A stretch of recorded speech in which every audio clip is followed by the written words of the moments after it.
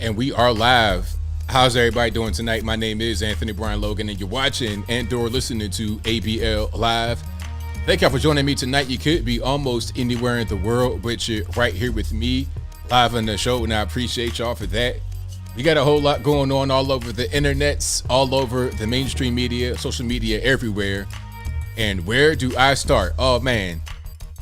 The whole student loan debt situation has been blocked, at least temporarily, by the 8th Circuit Court of Appeals. Federal judges said, "Now you can't do that." And this is in response to 6 states who have filed suit against the Biden administration saying they can't do this. We'll talk about that a little bit more a little bit later. Also, Liz Truss resigns as Prime Minister of UK after just 44 days in office. It was just crazy because she was the replacement for Boris Johnson, who also quit earlier this year, back in July. We'll talk about that in a minute as well. Also, there's a brand new quote-unquote homeless shelter that's not for people that are actually really homeless. This shelter is for illegal aliens, single adult male illegal aliens coming into the USA through Mexico from the southern border. Very interesting. You got regular homeless people, some of whom may be veterans, down on their luck, regular normies that do not live in such posh conditions. We'll talk about that in a minute. Also, Ulta Beauty signed on 2 trans men to speak about quote-unquote girlhood. We'll talk about that. Kanye West has purchased Parler, and also we got to talk about that viral video for Kansas City and the firefighter. We'll talk about all those things and more on tonight's episode of ABL Live. And I thank y'all again for being here. You guys are the best audience anywhere on the internet. If you enjoy what you are hearing thus far, if you enjoy the content in general, please give the video a thumbs up, like the video, share the video, do all of that good stuff. We got a whole lot going on. We got controversy. We got some a lot of other videos you have not seen yet. If you follow my Twitter, you may have seen me favorite some stuff, some good videos for you guys. I got a lot of Biden literally falling asleep at the wheel. He's like, if he was driving the car, it'd be off the road, just, you know, in the little in the grooves part. You know, you go off the road a little bit, hear that. That was pretty much Joe Biden during the interview on television. We'll talk about that a little bit later, but first and foremost, again, thank y'all for being here. You could be almost anywhere in the world, but you're right here with me. I appreciate y'all for that. And shout out to the sponsors. You guys know how I do. Shout out to my particular websites, AnthonyBLogan.com. That is ANTHONY, that letter B, LOGAN.com. You go to the front page, you're able to find articles for each video that I write. So whenever I post a video, I write an article that goes with it. So if there's ever any question like, hey, where'd you get that fact from, ABL? Where'd you get that from? I will always cite my sources, always. And you can see everything that I say, where it comes from, right there in the description of each article. Sometimes there's videos I can't play. Sometimes there's audio I can't play. Whatever it is, it'll be on the website, AnthonyBLogan.com. You can also find my contact information on the website, AnthonyBLogan.com/contact. So if you want my email address, it's my snail mail address to send me things in the mail. And shout out to you guys who send me things in the mail. I appreciate y'all. And also email. Please don't spam me though. But also you can find my social media platforms, my Instagram, Facebook, Twitter. All that's right there on the website, AnthonyBLogan.com. And what else we got? Oh, ABLmerch.com, of course. We got the hats, t-shirts, stickers, hoodies, mugs, and more right there on the website, ABLmerch.com. Check it on out right now. And of course, shout out to the flag people, the flag manufacturers, BHEdesigns.com, links in the box. And then also go to patriotpost.us, the best source of news and information anywhere on these internets. And all these links will be in the box below this video and also on the podcast if you're listening there, which is a great segue into my next advertisement. Listening to an audio podcast right now, you could be watching it in the video, watching it in the audio, whatever it is. If you want to hear this podcast in audio only, go to your favorite audio streaming platform, whether that be Apple iTunes, Google Play, Spotify, Stitcher, Anchor. A link for that will be in the description box, or just go to your favorite audio streaming platform and search ABL Live. I should pop right on up. And this episode you're listening to right now, if you're watching live on the YouTubes, it'll be available at 8 a.m. tomorrow morning. So this is Eastern time, and tomorrow, meaning this is Saturday right now, so that'll be 8 a.m. tomorrow, which would be Sunday morning. You have it available at your fingertips for 100% free, audio only. So you may not want to play back the video version to save on bandwidth, or if you're in the vehicle, all you want is audio. You don't need the video. Go to your favorite audio streaming platform, and I will pop right on up. Subscribe to ABL Live over there, and also give me a 5-star rating. Give me a review. Do whatever you can on all these platforms where you hear this particular podcast being pumped into your eardrums. Now, where do we begin? I'm going to talk about the whole thing in Kansas City, Missouri. I will talk about that. And thank y'all for the beard compliments. I always, it goes right here to the heart. You know, I cherish it. Thank y'all. And I'm sorry I was not here on Wednesday. I just be busy sometimes, but I am back, and I'm going to try to not miss many more shows. So thank y'all for being patient with me. But we're talking about the whole thing in Kansas City. We will get to that, but I want to get to that a little bit later, so we have more people to come in who can hear that particular piece of content and not miss it. So where do I start? I kind of want to start with Kanye West. Let's start right there. Let's get straight into it. So Kanye West has been on kind of, I'm not sure what you would call what he's been doing. Kanye has just been doing a lot of talking on a lot of different platforms, you know, a whole lot of talking on a lot of different platforms. And I still hold to what I said about Kanye West a while ago. Kanye, to me, is like Jordan Peterson. And what I mean by that is, when they talk, you got to kind of dismiss a lot of what they say. Meaning, I'm not saying that what he's saying is unimportant or he's just somebody you shouldn't listen to. I'm not trying to say that. But what I'm saying is, there's so much information there that it may not be relevant to you and what you actually need. If you hear Kanye West for 3 hours talking straight, you may be able to use 20 minutes of it for your personal life. That's kind of how he is. Jordan Peterson, same way. I saw Jordan Peterson in Nashville live. It was him and Dave Rubin were there. This was years ago. I saw them. It might have been 2018, 2019. I know it was before the scamdemic, right? So I'm listening to this man talk on stage, and it was like he was rambling, but at the same time, you got to pay attention, because in a 45-minute ramble, he'll have moments of pure brilliance. That's Kanye. That's Jordan Peterson. Now, I don't know about y'all, but I don't have that much time to parse through 3-hour podcasts that he does on everybody's platforms. So it's kind of hard. Shout out to you guys that chop the videos up and give us the highlights. Man, you guys are a godsend, really, because without you, I don't know what I would be doing, because there's just too much to listen to, too much take in, and then try to get the good parts. But anyway, now, as far as Kanye being anti-Semitic, I don't know about that. I think Kanye, what happens with Kanye is kind of what happened to me when I was much younger.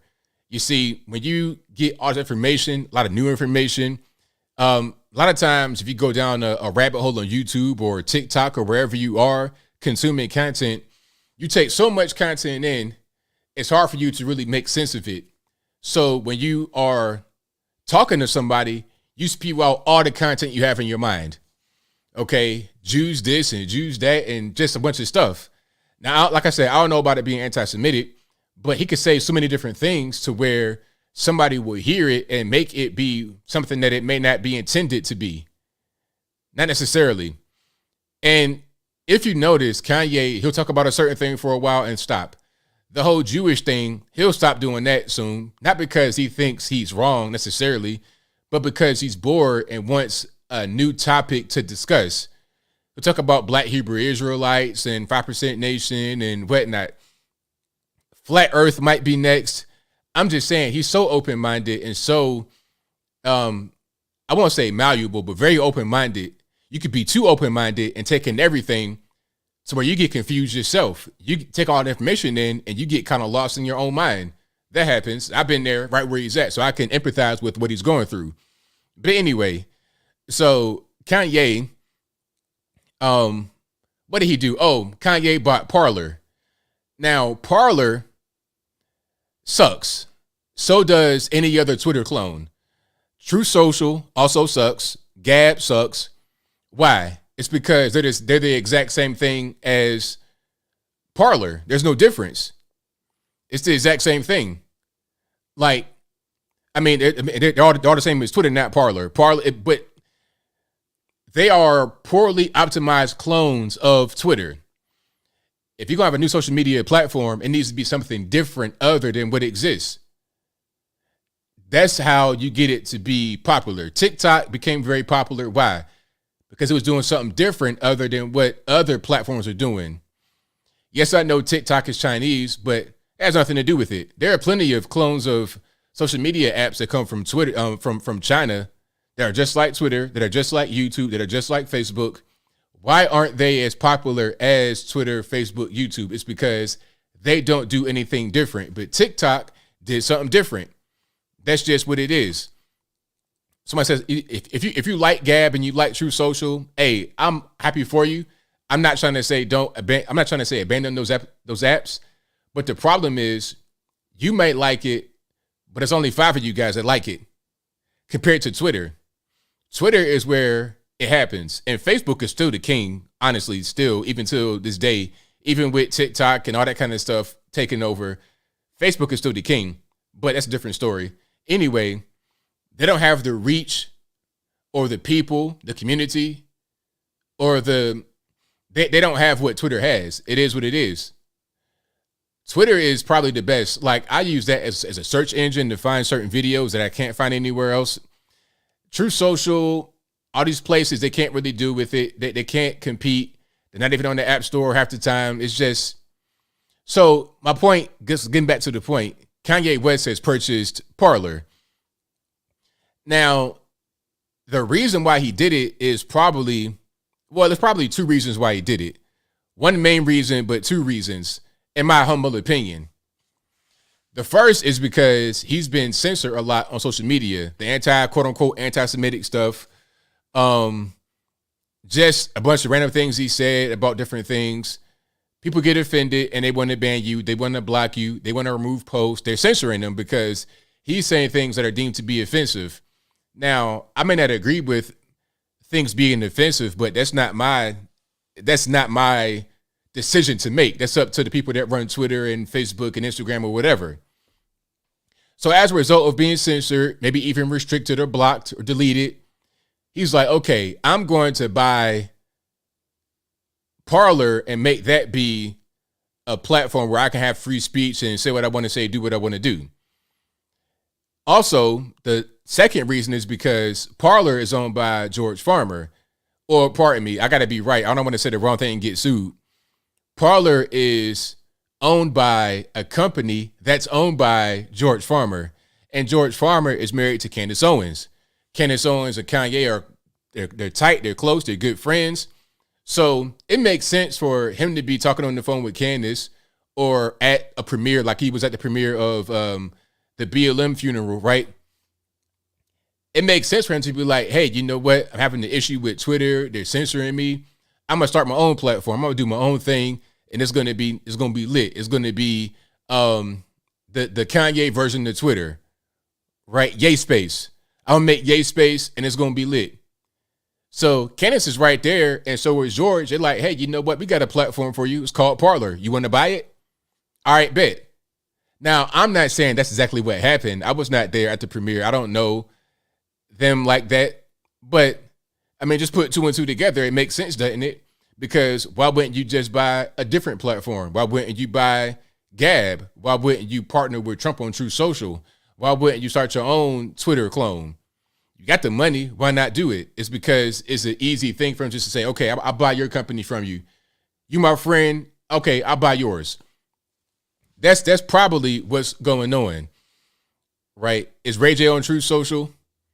See, I had no idea. And, you know, the crazy part about social media is that there could be, okay, so let's say Trump, he's on True Social, right? Or better, let's go back to Kanye and use that example. So Kanye abandons all social media and goes to True Social. there could be an account on, let's say, Instagram, for example, that reposts all of Kanye's Parler posts. They repost all of Kanye's Parler posts on Instagram. That account right there, that's not even an official account, that's not Kanye at all, that's not endorsed by him, that's not regulated by anybody. That account could have more followers than Kanye himself on Parler because of the reach that Instagram has versus a Parler. Again, if you want to have a social media platform, alternative media platform, you got to do something different other than what they do. Prime example, if I was just to repost all PBS clips and I was a clone of PBS reposting their same content, why would you watch me? If I have their exact same, I need to have original content. Original content. I can't be a clone of somebody else. If you hear my voice and you hear another guy at the same time, it's confusing. There's no point listening to me. It doesn't make any sense. You got to have an original platform. TikTok, original. Instagram, original. Facebook, original. YouTube, original. Twitter, all of that, original.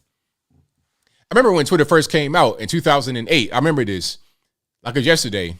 I was in my office back when I had the ad agency, and it might have been out before that. It might have been out a couple of years before that, but I remember when it was first getting cracking and people were talking about it a lot. It was like a viral type of thing. I had a lot of buzz behind it. And I remember like, what is this? I didn't know how to use it. It was something totally different. It was something brand new I'd never seen before. That's what drew me to even want to use it at all. But if it's the same thing as what I already have, then there's no draw. There's no purpose. So it is what it is. But yeah, we're going to see what goes on with Kanye. I hope Kanye is able to just censor himself and figure out where he wants to go, because I see in him what I was going through when I was like in my mid-20s. And I'm not trying to play him like he's a little boy or a child or something like that, because anybody can go through this. Anybody can go through this at any point in their life. You could be 80 years old and go through some kind of developmental change. It probably won't happen at that age, but it could, I suppose. But in my mid-20s, I'm like, okay, what do I want to do? Do I want to be a Nation of Islam member? Do I want to be Black Hebrew Israelite? Do I want to be regular normie, blue pill, go back in the matrix? Do I want to be liberal, conservative? What do I want to do? Who do I want to be?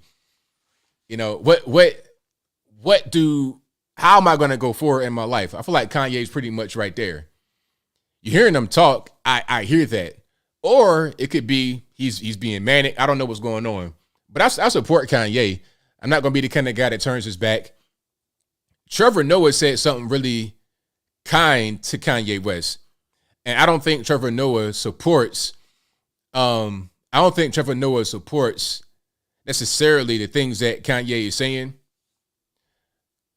But I think he understands where Kanye is coming from. Let me see if I can find that clip right quick. And, you know, I got to give Trevor Noah his credit. Trevor Noah, I'm not a fan of his, but if he says a thing that I like, I'm going to just say, you know what? I appreciate the fact that he said that. I agree with that particular thing. Do I like Trevor Noah necessarily? Like, would I dance at his wedding? Not necessarily. But if he said something that was right, he said something that's right, and it is what it is. So let me put it on the screen right quick. Matter of fact, this is on the Shade Room, but I think it's on his daily show, obviously, on Comedy Central. I might not be able to play the entire thing as far as the video because reasons, you know, Comedy Central being Comedy Central. But let's play some of this right here, and we'll keep on going. Okay, let's get some sound. That could work. Kanye West. I was concerned about Kanye West. Hold on. So it's kind of hard to play at the beginning because you got to catch it.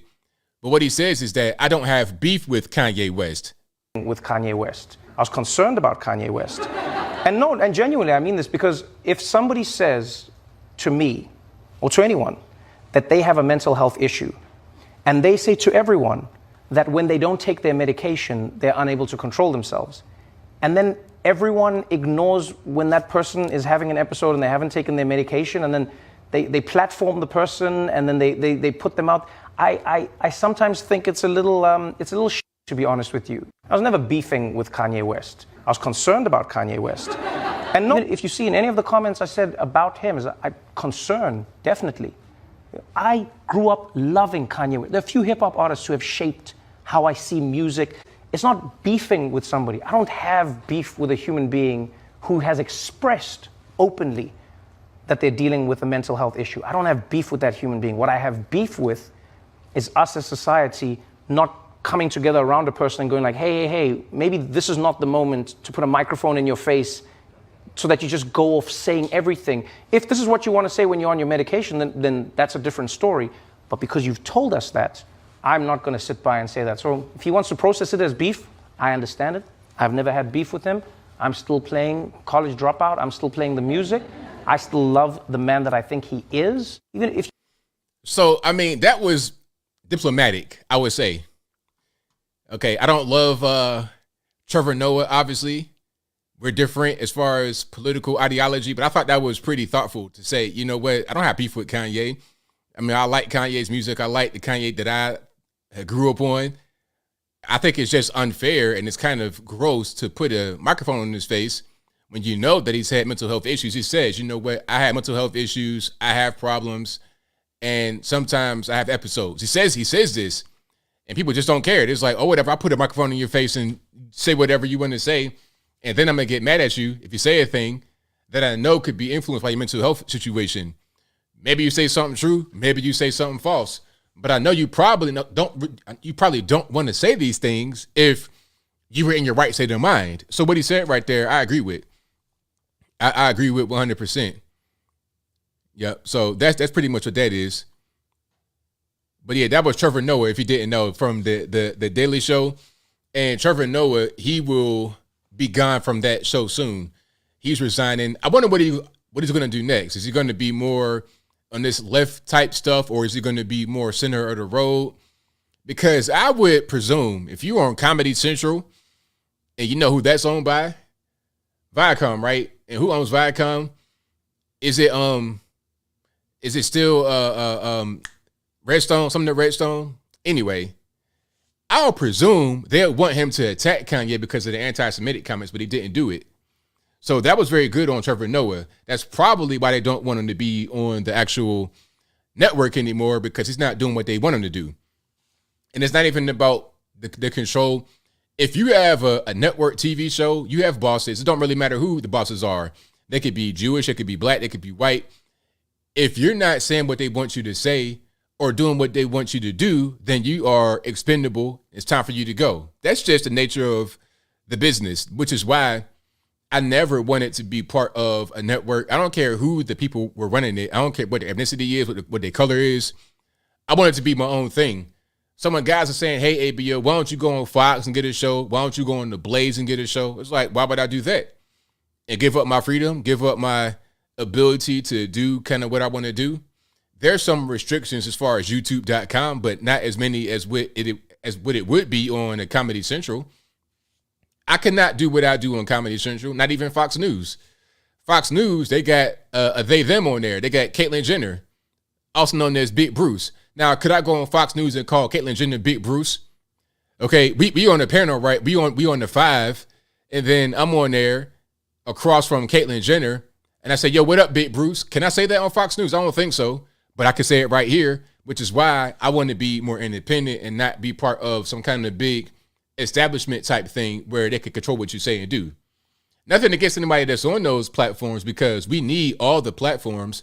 I just wish that these platforms would be more fair to conservative people. Nothing against the guys that are on Fox News, but I know me personally, I couldn't be there because I couldn't do what I wanted to do. So we'll see what Trevor Noah does in the future. But if you like what you are hearing so far, please give the video a thumbs up. Like the video, share the video, do all that good stuff. That'll help me out tremendously. And we got quite a few things on deck. Let's talk about Ulta Beauty, shall we? Now, Ulta Beauty, what they did was they hired 2 adult males, biological XY males, twig and berry males, to host a podcast on girlhood. Now, first of all, girlhood, how you going to have adults talk about girlhood? Maybe if you got adult women, they could talk about their past as being girls. But how can two adult males speak about girlhood? One of the guys is Dylan Mulvaney. And by the way, Dylan Mulvaney is very popular. This dude has like 10 million followers on social media. They brought him to the White House, talk about trans issues. And check it out. Here's the funny part. Dylan Mulvaney is a trans woman, I suppose, a biological XY male, built like a Lego block, right? The head looking like a straight Lego block with a pair of suspension body. This person does TikTok, I suppose, and is a comedian. And I think the most recent one I saw, he was saying day 222 of being a girl. So this guy just became quote unquote trans less than 1 year ago, and he's able to go to the White House off of that. It's funny how America is, right? Right now, during the Biden administration, it's a complete nut house, pun intended. But anyway, so Viacom sees the reach, the almost 10 million followers on social media, and they decide to have this guy on their podcast to speak about girlhood. And another person was on there with him that was, I guess you would say, gender non-conforming. I'm not sure exactly what that means. But hold on. I'm going to play some of this. If you've already seen it or you've not seen it, whatever it is, and you're going to cringe, I'm sorry. I'm sorry for you cringing, but you got to just go through it. Part of life. Now I know I can find love. I know I can still be a performer. So let's go back. This person right here is biological male. These eyes, I mean, good grief. Imagine waking up to that right there. You're looking like one of the characters from the movie Saw. You're looking like It the Clown. You're looking like Kathy Bates from, what's that, Misery? Where she smashed old dude's legs. Oh, man. Fear right there. If this cat was in a horror movie, I'd be scared like I'm 5 years old again. But anyway. I know I can still be a performer. I know that I can have a family. I want to be a mom one day, and I absolutely can. And that's why the narrative still has a long way to go, because when I was grieving Boy Dylan, I didn't know those things were even accessible to me. That's why. So, okay, this person right here is gender fluid, I suppose. That beard is amazing, sir. Can I get some of your beard balm? I mean, I don't want the Beyonce lace front wig or them eyebrows or the eyelashes, but me get the beard up out you. Let me get your beard and take all the rest of that stuff over there, okay? So, yeah, this person has no gender, I suppose. And speaking of gender, there's a brand new pride flag. Matter of fact, before we get done speaking about this situation, I'm going to go show you guys the brand new pride flag released by Microsoft, and I have a source to prove that it's not a fake thing. If you have epilepsy, and I'm being dead serious, if you have any kind of epilepsy or seizures and patterns and whatnot will trigger you, please be warned, this flag may do that. And I'm being 1000% serious. I'm not joking at all. So please be warned. Let me see if I can pull it up right quick. I'm giving you a little bit of a warning right now, because when I saw this, I got a little bit dizzy. I ain't even going to hold you. I got dizzy when I saw it. Okay. Wow. Okay, I'm getting dizzy right now. Looking at this flag. Okay, so I'm gonna give you guys the GitHub. So here is the flag. This is Microsoft's brand new pride flag. And it says created by the LGBTQIA plus people. I read that right. I did not make it up. I was not just saying LGBTQ elemental P. They literally wrote LGBTQIA plus. They wrote that on their actual website. Created by the LGBTQIA plus people at Microsoft, this flag represents 40 different individual LGBTQIA plus communities with one powerful graphic that reflects the message of unity, solidarity, intersectionality. We're making it available here on GitHub for everyone to use and build on, because Pride should be open source. Learn more about Pride at Microsoft. So they gave you guys an open source LGBTQ flag. This is nuts. the emojis in the chat. Okay, I'll take it off. The emojis in the chat are hilarious. Vomit emojis, the twisting eyes. You guys are funny. I warned y'all about that. I really did. I warned you. I told you if you get epilepsy or something like that, or it may cause any kind of, it's not really. Now I'm gonna read what they got going on. I'm gonna put the flat back up. I'm gonna just read some of this. Okay, so it has all these different genders and stuff. So get ready for it. Y'all ready for all these genders? I'm gonna do my best to read them. So this flag combines 40 different flags from LGBTQIA plus communities around the world, including, you ready? Abrosexual, ace flux, agender, amorous, androgynous, arasi,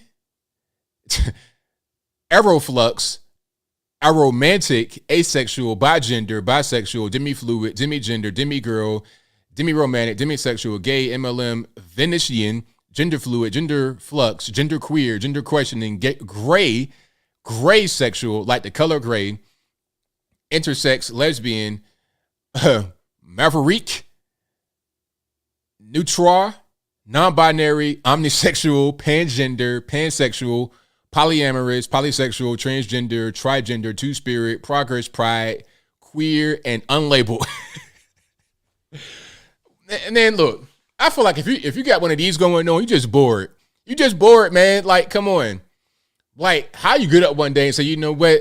You know what I identify as? I identify as gender flux or maverick. That's what I identify as. How do you even get from point A to point B? What in the world is even happening? I mean, I'm not making it up. I promise. I'm on GitHub. Like, they got readmes and everything. They're dead serious. They're 100% from Microsoft. This ain't some kind of just random people that put it together. You're talking about Microsoft, Windows. Okay, like, I'm using Microsoft products right now. Every day I use Microsoft products. Every day. It's like the backbone of civilization, Microsoft. And this is what they put out. So people say sometimes, hey, ABL, why are you covering these fringe topics? How is it fringe when Microsoft is putting it out? They put it on their Twitter page. They got a website for it. It's an open source flag. Employees of the actual company made it itself. Okay. So Ivana says, unemployed on the list. Hilarious. That should be one right there. Unemployed most certainly should be one of the genders. Okay. If you got triggered by the flag and you got a little bit vomity or seasick, that should be a gender as well. All right. I don't even know what to call it right there. Okay. Exactly, Sheree. Your 4 boys Xbox right now. That's a Microsoft product. Xbox. Exactly. The backbone society putting this stuff out right here. Everybody uses Microsoft products all the time. Microsoft Windows, Xbox, all that good stuff. Right. So it's crazy, but that's kind of what's going on right now with all this stuff.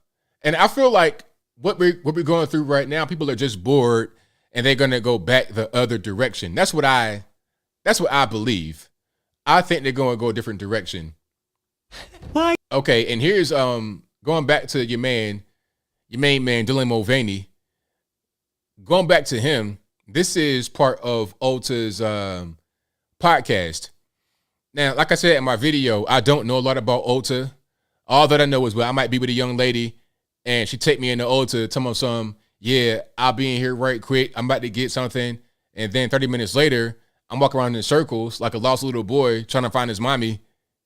They're talking about, do you need any help, sir? It's like, do you think I need some help right now? Is that what you think I need right now? Some help? I'm just in here with her because she's trying to get every shade of foundation or whatever y'all got going on under the sun. Eyelashes everywhere, eyelashes all over the floor. Anyway, I'm getting triggered. So here is a trailer for their podcast season 1. And by the way, I remember I was saying there should be federal regulation on podcasts. People unsubbed over that. It was like, it's a joke. There shouldn't be any federal regulations or guidelines on podcasts. I was just saying that to be like, is everything a podcast? Must there be a podcast for everything? Are we going to get a janitor podcast? Are we going to get what else? Are we going to get somebody that grows grass? Cutting grass is a different story. I like watching those videos, but are we going to get a grass seed podcast? Must there be a podcast for every single thing? Some things are cool, but this right here, I could do without. Why can't we be friends? How does it feel to be in a bikini in your postpartum body? Yeah. It feels like I'm in my postpartum body in a bikini. We're going to pretend she's a tarot girly.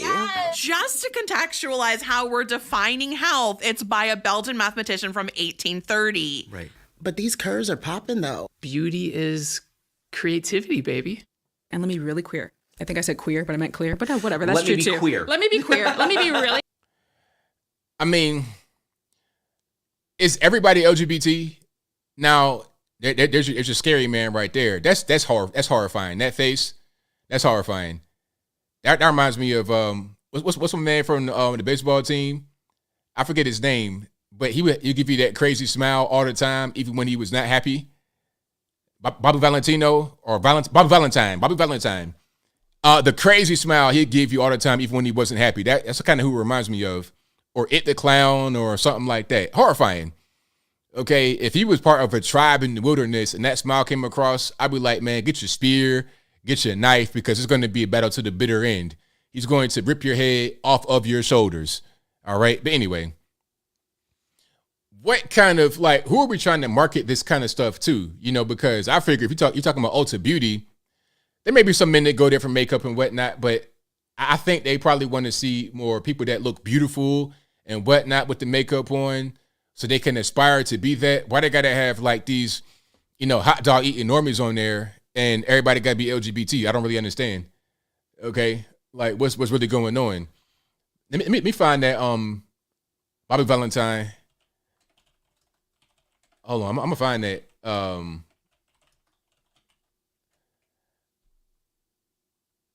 gonna find that smile.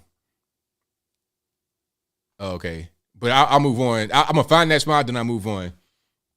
If you like what you're hearing so far, please give the video a thumbs up. Like the video, share the video, do all that good stuff. I appreciate you if you did.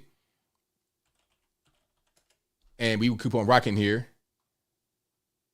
And what else we got going on? We got a few things happening. Scary Poppins. Yes, Scary Poppins. 100% correct. Oh, yeah, the Barbie pouch. That was crazy. Like, this guy, he had a bunch of tampons and talking. Oh, yeah, hold on. I'll play that part right quick if you guys didn't see that in my video, because that was the intro to my video. Because I first saw him on Twitter because somebody reposted one of his videos. I first saw him there. I'm going to play that part, and then I'll keep on moving, because we don't got all day. Oh. Hold on. Day 75 of being a girl, and I've been carrying around tampons and pads for the past 2 months, but I've actually never opened one up. So let's do it. Woohoo! I thought the letters stood for small, medium, and large based on the size of your Barbie pouch. Excuse me? But after a Google, I found out it's actually the level of your flow. Yeah, so that's your man right there. This is who the Biden administration invites to the White House for some kind of roundtable talk. I don't even know what's going on. Basically to use him for his followers and tell them to vote Democrat. I guess that's pretty much what it is. But I will keep rocking and rolling here. I got to find the baseball manager that had that crazy smile. I'll find that eventually. We'll keep on moving here. All right, where are we going to go next? Where shall we go next? Oh, the New York City homeless shelter. Let's talk about that right quick. Well, not a homeless shelter, but a shelter for adult male migrants that have come southern border. We gotta show that one right quick. So they got this brand new fancy place just for these so-called migrants. Let me see if I can find another video where it shows it in full. There we go. Let's play this one right here. All right, perfect. Shout out to CBS right quick. And let's put this video on the screen. We got some sound. Asylum seeker crisis. How about illegal alien crisis? How about that? How about financial migrant crisis? How about that? The city's first migrant relief center is now just hours away from opening. Controversy, heated community debates, and even a location change. The city's first migrant relief center is now just hours away from opening. The temporary shelter will welcome asylum seekers starting tomorrow on Randall's Island, and that's where CBS 2's Tim McNicholas is live right now. And Tim, what are we looking at tomorrow?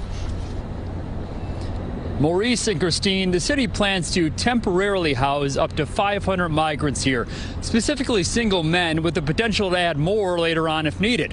We got an inside look at the shelter today. Hundreds of cots crowded together, a laundry room, a cafeteria that will serve food 3 times a day. City leaders say they'll also connect migrants. Look, hold on. Let's kind of go back. Legal services and medical area that will serve food 3 times a day. Nice tables with the condiments. You got ketchup and salt, pepper, and mayonnaise and all that good stuff. Mustard. Like, what am I looking at here? Is it a restaurant or is it a homeless shelter? I can't tell.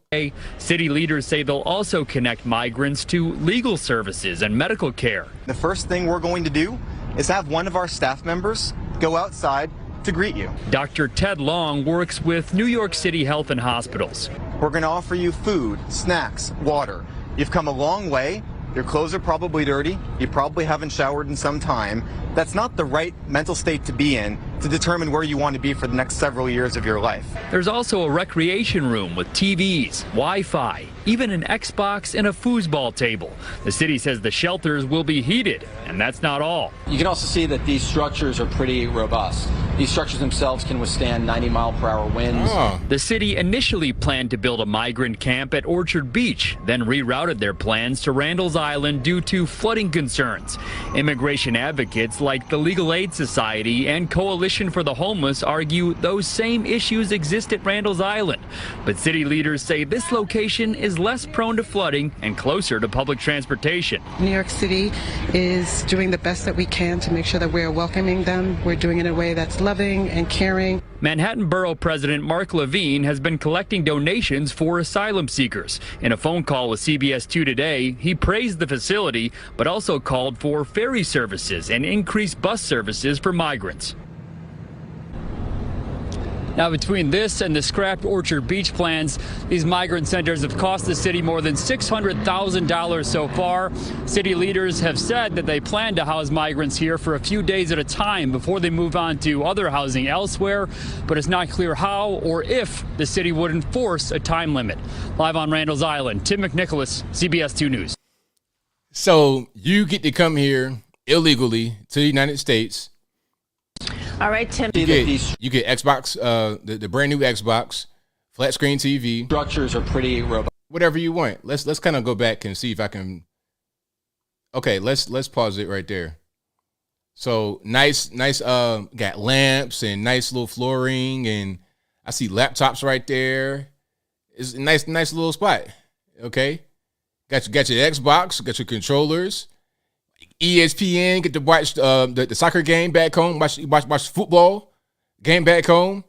And if they didn't say it, they said they're going to have South American fare. It's going to be culturally appropriate. It's going to be something that they will love to eat 3 meals a day. I don't even eat 3 meals a day. And I'm not some kind of illegal alien trying to, quote unquote, seek asylum. I don't eat that much, but you get to come here illegally and eat that much. Oh, they're trying to fatten them up. Like, what's going on? What's happening? And it probably will be, you can just come as you please. Well, I'm not really sure about that, because this kind of place right here, there are regular normies in the street that would actually hurt you to get here. Now, I'm not even joking. There's guys that hurt you to get into the penitentiary. And the penitentiary is nowhere near as nice as this. So it's guys that hurt you to get here. If they're on the street right now, they have nothing. Regular normies hurt you to get right here. How about veterans on the street? You got vets on the street without $1 in their pocket that would love to be in a place like this, but it's only for single adult male illegal aliens. And the reasoning behind it is that they're saying they keep getting busloads of people that come to this particular place. But rather than being a sanctuary city, how about you send them back? Don't allow them to be right here. Don't give them these amenities. Don't do that. Because all you're going to do is just attract more of them right there. It's just like what they do in places like California, left coast, where they have all these actions to get rid of homelessness and poverty. all they're going to do is just attract more of that same kind of thing to their place. They're not going to eliminate poverty by having things that incentivize them to be in poverty, like the whole needle exchange program, anything like that. When they give them food, it's like feeding the cat. It was a lady in my old neighborhood back when I was in Virginia that would feed cats.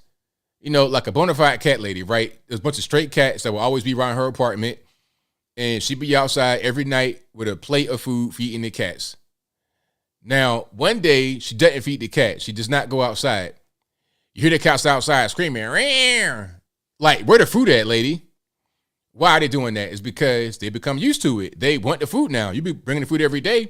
So they have no incentive to go and try to find food elsewhere. They're not going to go in the woods, try to get no mouse or no roach or nothing like that. They want the food you're able to provide for them right there on the spot. So yeah, let me go ahead and get that. And if you don't do it, now we got a problem.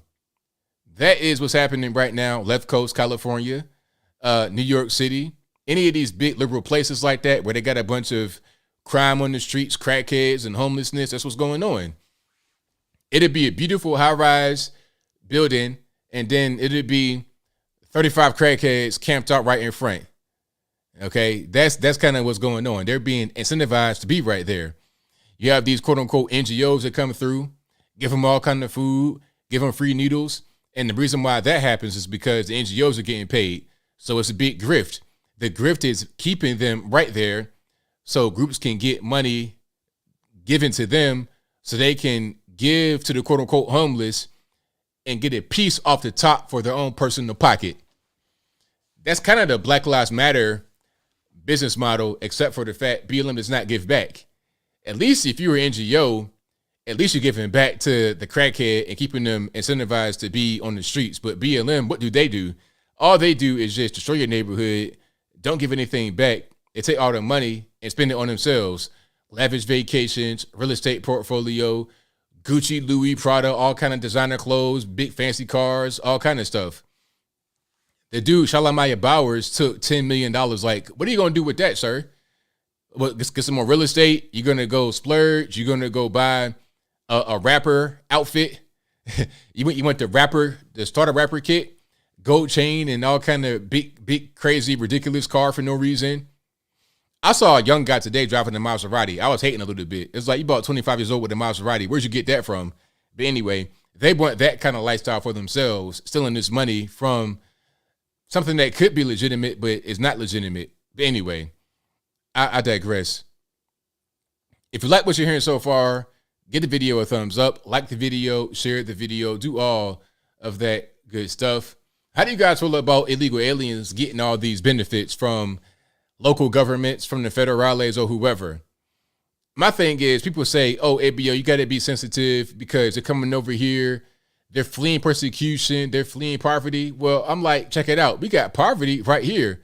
We got persecution right here in the USA. Okay, try being a straight adult male. Try being a straight adult white male, especially. It's going to be difficult for you. Straight adult black male, difficult for you as well, but for different reasons.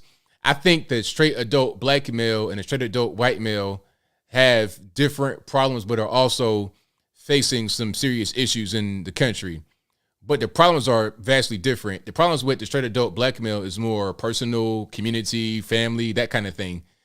Straight adult white male is like the whole society is against you. And then you got a lot of these guys that are growing up as straight adult white males being told that they are, you know, they shouldn't be, and they shouldn't exist. And then you're wondering why they become LGBTQ LMNOP. It's not just because they were born that way. Nobody could tell me that this whole LGBT explosion is because they're born that way. A lot of these guys are just confused. They don't really know what they want to do with themselves. When I see a guy that's looking like Peyton Manning in the face, okay, the same mile high forehead and everything, right? The same voice, crazy Adam's apple talking about I'm a they, them. I'm like, all right, I mean, you could just be gay. I mean, maybe, or maybe you just confused. Maybe you want an identity and you don't know what to do because you've been told that you're not supposed to be this adult masculine male your whole life. So you grew up not wanting to be that. Now you're an adult and you're confused. This is why I'm against people like Dwayne Wade's son or anybody's son, anybody's daughter, underage person taking any kind of medication that'll change themselves, puberty blockers, hormone blockers, why are you taking that kind of stuff at 12 years old? How can anybody tell me that's okay when you can't even get a tattoo at the age of 12, when you can't even drink alcohol at the age of 12, you can't drive a car, you can't sign up for the military, you can't join a professional basketball league, you can't go play baseball, you can't do anything like that on a professional level, you can't do certain things to your own body, but you can become transgender? How does it make any sense? And maybe at 12 years old, you just are kind of going through a phase, perhaps. Just maybe. I got a meme for you guys. It's a lighthearted meme, but it's going to drive my point home in a different kind of way. So check it out. Right? The whole Little Mermaid thing, right? We've seen that. Oh, representation matters, all of that in the third. Now, here is how I feel about it. If you guys can't see the meme, you have what's it like, the Bojack, the cartoon characters. You got on the top, you have different shades of black girls saying, now we can finally be represented. And then there's a picture of the new Ariel, the black Ariel, right? That's Halle Bailey. Shout out to Halle Bailey, though. I mean, she's a beautiful woman, though. I mean, just as an aside, Halle Bailey is top tier. Like, mwah. Anyway. But then on the bottom, you have all races of men on earth. Black, white, Hispanic, Asian, whatever it is. And then they're saying, yes, that's literally me speaking about the Transformer Optimus Prime. That was pretty much me back when I was a youngin'. Okay. I was a Ninja Turtle, Optimus Prime. I was all of that. A Power Ranger. I ain't care nothing about no color or nothing like that. I identified as I identified as an 18-wheeler with no trailer that became an ultimate fighting machine. That's what I identify as. What race is a Mack truck? You tell me. Okay. Now, somebody say they don't get it. The whole point is when most men, when we're young, we can identify with a thing and the race of the thing does not make a difference. You see, we don't care nothing about that. It's like, okay, I identify as Optimus Prime. That's not a race. That's not a person. That's just something that is cool. But the Ariel thing is being displayed as, oh, you got to have the exact race of this particular character to relate to people of that exact same race. But it wasn't like that when I was a kid. Didn't care nothing about that. So yeah, shout out to that meme maker right there. That was a fantastic meme. That was right on point. I forgot my point that I was making. I think I was talking about the LGBT situation. Yeah. So my point is, if at the age of 8, I identify as a Mack truck that became an ultimate fighting machine, maybe my parents shouldn't put me on any kind of medication to make me try to become that. Maybe they shouldn't install wheels on my legs and whatnot. Maybe they shouldn't put, a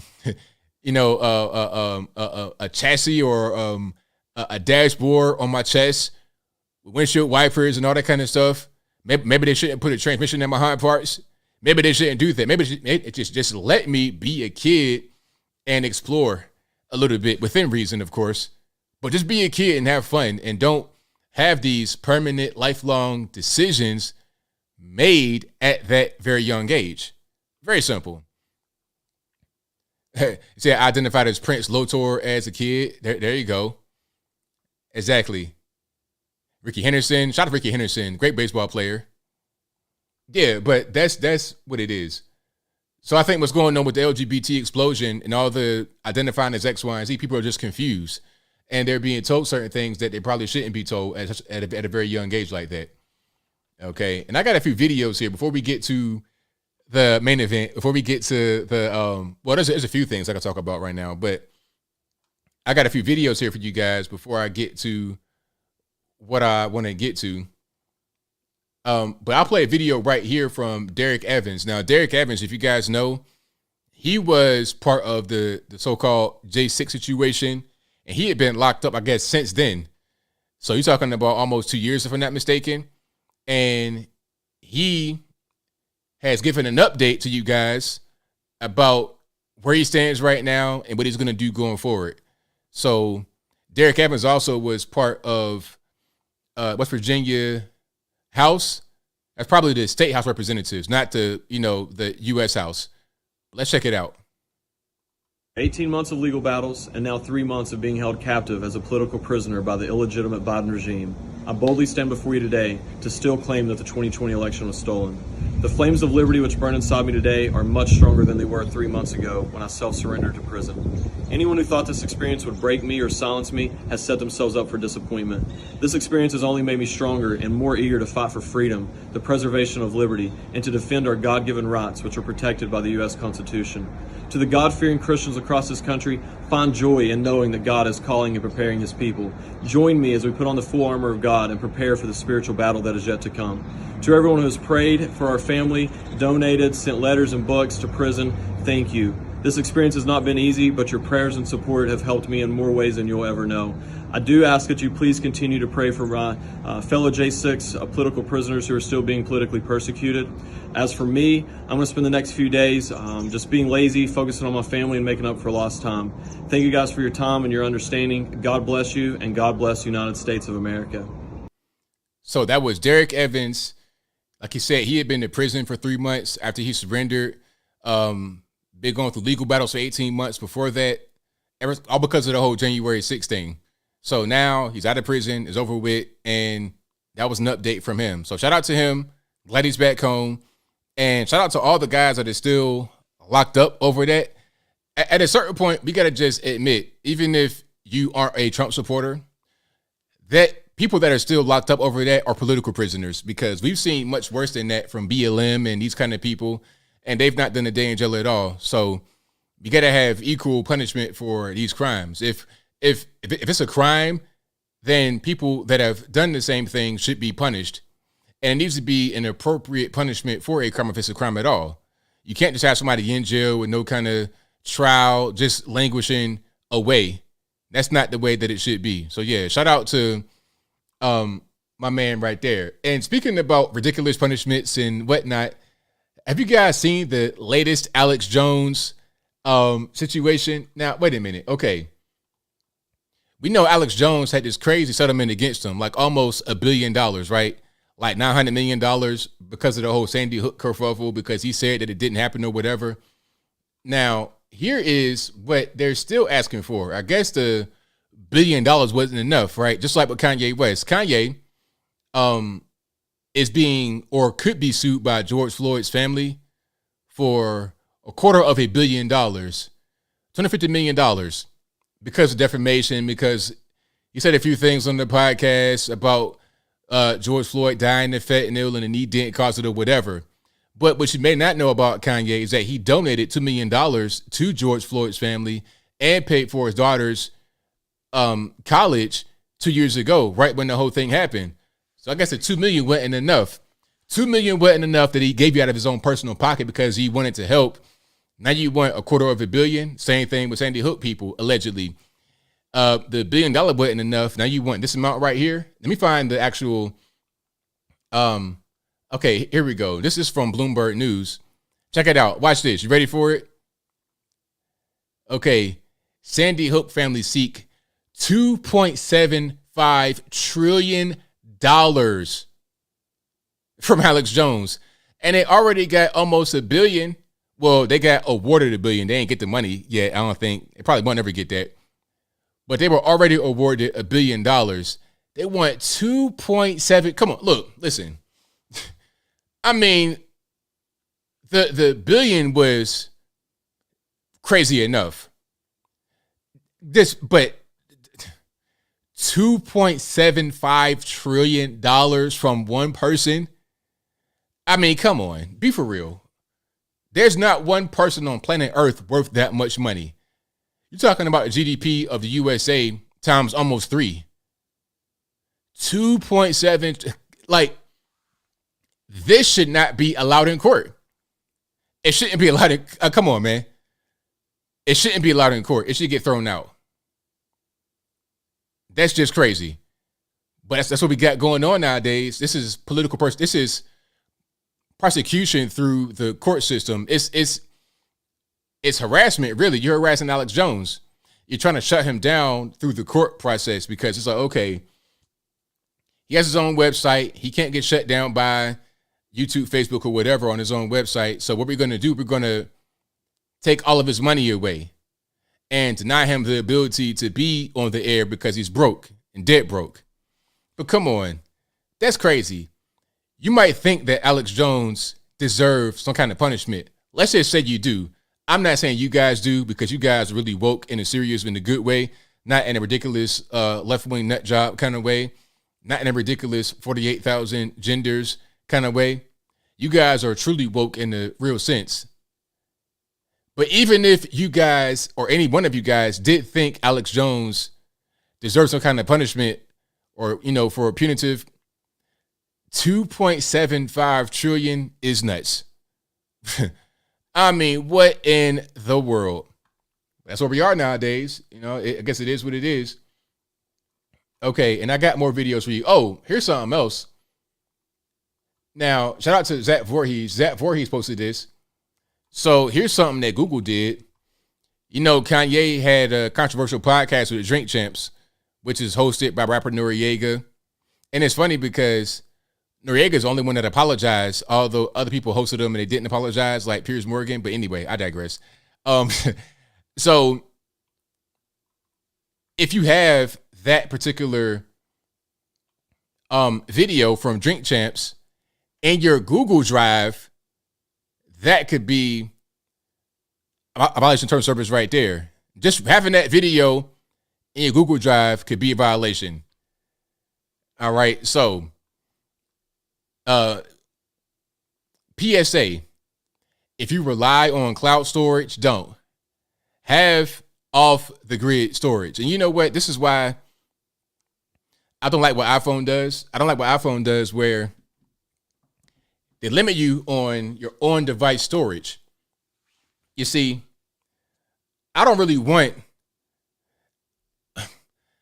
want my on-device storage limited to just what's on a device and then cloud storage. I want to have the option for an SD card. I mean, with SD card, yeah. Give me a micro SD card like I have in my other phones. Micro SD card, me put that in there so I can store my stuff wherever I want rather than relying upon Google or Apple, because then they're going to try to regulate what you have in your own thing. It's not anything illegal. I don't have any, inappropriate stuff on there. I don't have any kind of international secrets. I don't have any nuclear codes. All I have is a podcast that they don't like. Why can't I have a podcast that I like that's not illegal on my storage that I pay for? Because they regulate it still. Like I say, let me get some off of device storage and have that be that rather than the cloud storage. You know, relied upon that could be a problem. Yeah, the SD card, that's the way to go. For sure. Absolutely. All right. But we got a few more tweets, a few more videos and whatnot here that I'm going to get to. I can't show that video of the shooting. But what I can do is show some other videos of your man, Joe Biden. Oh, I got one where Joe Biden fell asleep, apparently, during an interview. Oh, yeah, I got to show that one. Let me get a moment, and then I'll put that right on up on the screen. Oh, here we go. This was pretty crazy because not only was he asleep, he had to get woken up. Oh, here's a little gem for you guys before I get to that one. Listen up very closely. He's whispering. Listen very closely. I'm transgender. I'm transgender. I'm transgender. You're transgender? Is that what you said? Now, the context of that, I think it might have been some kind of LGBTQ affirming speech, which is pretty much every speech he does. You know, everything is about LGBTQ affirming. Every single thing. But, I mean, he makes it too easy. He gives us the ammunition for these memes, and it's kind of ridiculous, but it is what it is. Do I have another one? Oh, yeah. Here's the other one. And then I'll get to the video in question. Shout out to Don't Walk Run for these clips right here. Y'all go subscribe to him on YouTube as well. Don't Walk Run. I'm gay. I'm gay. I'm gay. I'm gay. Huh? I'm gay. I'm gay. You coming out to us right now, sir? You know, I don't think you LGBT. I think you got something else going on. You know, you got a different kind of ism to you, but I'll move on. Let's move on right here. So here's a video where he's appearing to fall asleep during an interview. Mr. President. Oh. Dr. Biden thinks that my wife thinks that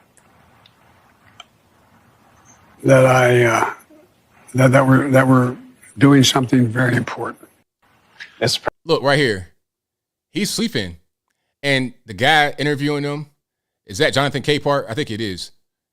Yeah, it's Jonathan Capehart. Jonathan Capehart is like, oh. When he says, oh, that means, oh, he's sleeping. You got to wake him up. He might as well say, hey, can you wake up, sir? Joe, I'm right here in front of you. Wake up. He might as well have said that. Watch. Mr. President. Oh. He was sleeping. I mean, imagine your president being asleep during an interview. I mean, what in the world? The guy, I mean, come on, man. The guy is not there. The guy is about a few trees short of a forest, a few crowns short of an entire 64 account box, a few donuts short of a dozen. He's not there. And everybody can see it. We all can see what's happening here. There's no reason to even say anything other than what's happening. Hold on. Let's see if I can find a longer clip so you guys can get the full context. There we go. Here we go. Let's play this one right here. Because he was asked a question, and then you're going to see how it looked like he was sleeping in better context. I have not made that formal decision, but it's my intention. So the question was, are you going to run again? Will you run again? Are you going to announce that right here? That was the question. I have not made that formal decision, but it's my intention.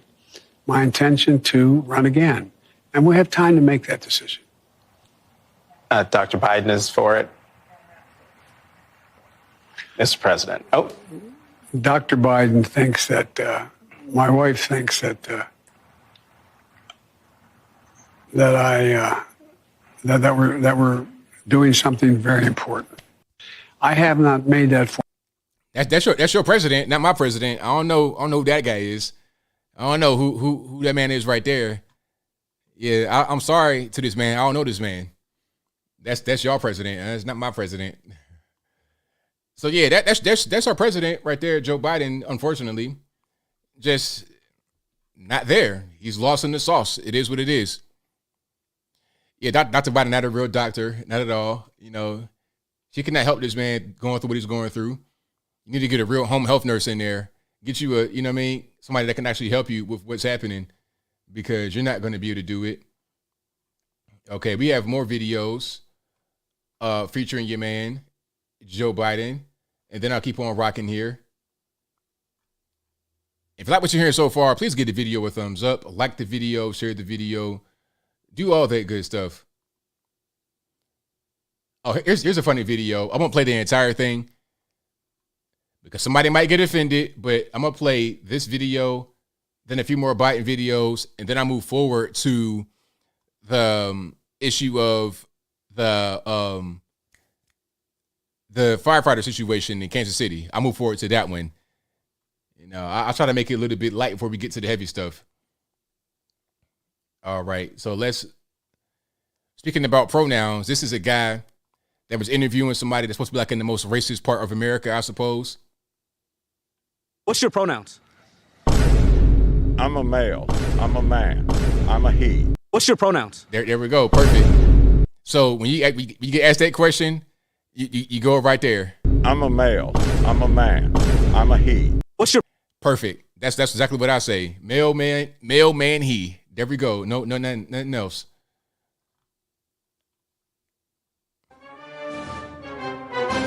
So Biden is leaving the state after his speech, I suppose.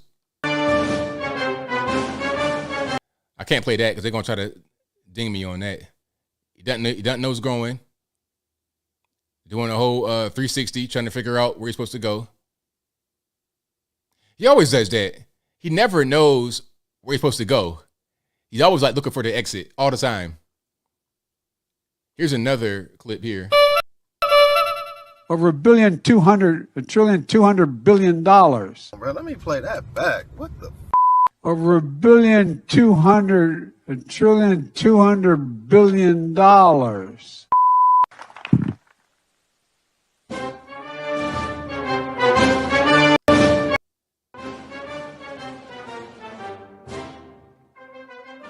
They're gonna get me on that music for some reason. It shouldn't get me on the music, but they will get me on that. 360 Monte. Oh no! How did he do that? So whoever did that, shout out to you. And here's the last one. Then I move forward. Tim Ryan in Ohio said he doesn't want you there. Warnock said wouldn't say. Do you think they're making a mistake? No, there are 16 there I've already gone in for yet, and a lot more are asked. Another 20 or so. So I'm going to be going there. Tim Ryan. What did he actually say? So the question was about Tim Ryan and other people not wanting Joe Biden on the campaign trail. I think right here he was with Fetterneck. I mean, Fetterman, woman, whatever he identifies as. So Fetterman wants him there, but nobody else does because Biden is toxic. His policies are toxic. He's not doing very good right now as the president. So that was the context of the whole situation. That was the question. Tim Ryan in Ohio said he doesn't want you there. Warnock said wouldn't say. Do you think they're making a mistake? No, there are 16 there I've already gone in for yet, and a lot more are asked. Another 20 or so. So I'm going to be going there. Tim Ryan. What language was that? Was that Klingon? What in the world was happening right there? I have no idea. But again, that's your president, not mine. So whatever language that was, maybe you guys speak it. Maybe you spoke it to him at the poll when you went to go vote for him. Not you guys. You guys are smarter than that to do anything crazy like that. But that's kind of what's going on. All right. Now, let's get into the heavy topic, the controversial topic. The one people got triggered over. Oh, man, that was crazy. Let's talk about the whole situation in Kansas City, Missouri, and the firefighter and the woman and the boyfriend. So let me find the video. I can't really play it. I can just show you like images from it because they're going to say, oh, this age gated. You're showing violence, all this, that, and the third. Now, there's no actual shooting in this video. In the video that I've been able to find, there's no shooting in the video. But still, I know how YouTube is. So I just got to be prepared to deal with that. Okay, so sound off, first of all. Now, let's go to the actual backstory. Then I'll get into the video. Now, here's the backstory. And it was a lot of different things that were said that were just completely wrong about this. Some people said that the guy had the gun in the store, waving at the clerk, trying to threaten to kill the clerk with the gun, all kind of stuff. They said somebody said they had a Uzi. I mean, all kind of stuff, right? Somebody said that the extended magazine was illegal. Like a lot of things that are just not right. So let's get to the facts of the case first, and then we will get to the video and then any kind of opinion. Now, in Independence, Missouri, which is like right there, Kansas City area, black guys in the gas station getting some cigars. You know what that's for. Probably for some weed or whatever. Bust a cigar down, get some weed or whatever. Weed's legal. Everybody wants weed, so I guess that's fine, right? But anyway, he's in there trying to get some cigars, but the cigars he wants are not there. So like a moron, he's going to argue with the clerk over the cigars. Like if you argue with the clerk, the cigars are going to just magically show up, right? They're having an argument, right? I'm sure we've all seen arguments of people in the store, and it's just like, okay, what are you arguing about? What's the big deal? So eventually the clerk tells the guy to leave. He doesn't want to leave. He refuses to leave. There's an off-duty firefighter right there who is also telling the guy to leave. He doesn't want to leave. Now, the firefighter confronts the guy talking about the weed cigars or whatever. They get into a fight in the store. Okay, no gun is ever in the store, but they get into a fight in the store over the guy refusing to leave because of the cigars and having an argument with the clerk. So the fight then spills outside. Now, the guy with the cigars, or trying to get the cigars, doesn't get them. He doesn't steal anything. He's just trying to get him and is not, and he's refusing to leave and he's irate. So the firefighter and the guy are tussling, and then the fight goes outside. At this point, the cigar guy is close to his car, gets in the car, he reaches inside the car and gets his gun out. The firefighter decides to wrestle with him some more to disarm him, I suppose. They're on the ground fighting for about, I say, 10 minutes, according to witness reports. That's a very long time to be fighting, 10 minutes. But anyway, you fight for 1 minute, you're going to be dead tired. That's why boxing rounds are 3 minutes. But anyway, I digress. Is it 3 minutes for what? That's UFC. But anyway, that's a very long time to fight for normies. It's not really trained. The firefighter appeared to be kind of trained and knew what he was doing from a combat perspective, but not from, I'll get to that a little bit later. So they're on the ground fighting. What's my source? Go to the website. As always, I tell you, it's right there on matter of fact, I'll bring it up right now. I got an article from The Blaze, a conservative website, right? Glenn Beck. I'll put it up right now. And if you want to see this article in full without me reading it to you, link will be in the box, anthonyblogan.com. Go right there. Second article on the page. Woman shoots Kansas City firefighter in controversial viral video. Check that and you'll see the sources. But anyway, so he goes to the car because he's right there outside, reaches inside, gets the gun. The firefighter's trying to disarm him. He's wrestling with him on the ground. Now, the article that I'm reading says that the gun fell on the ground. That's what the article says. That's what I'm reading. Okay? The gun falls on the ground and the girlfriend picks it up. You see what's going on right here? The girlfriend picks it up, has the gun. She's telling the firefighter to stop beating the boyfriend up. Stop. I got my kids in the car, right? He is refusing to do it.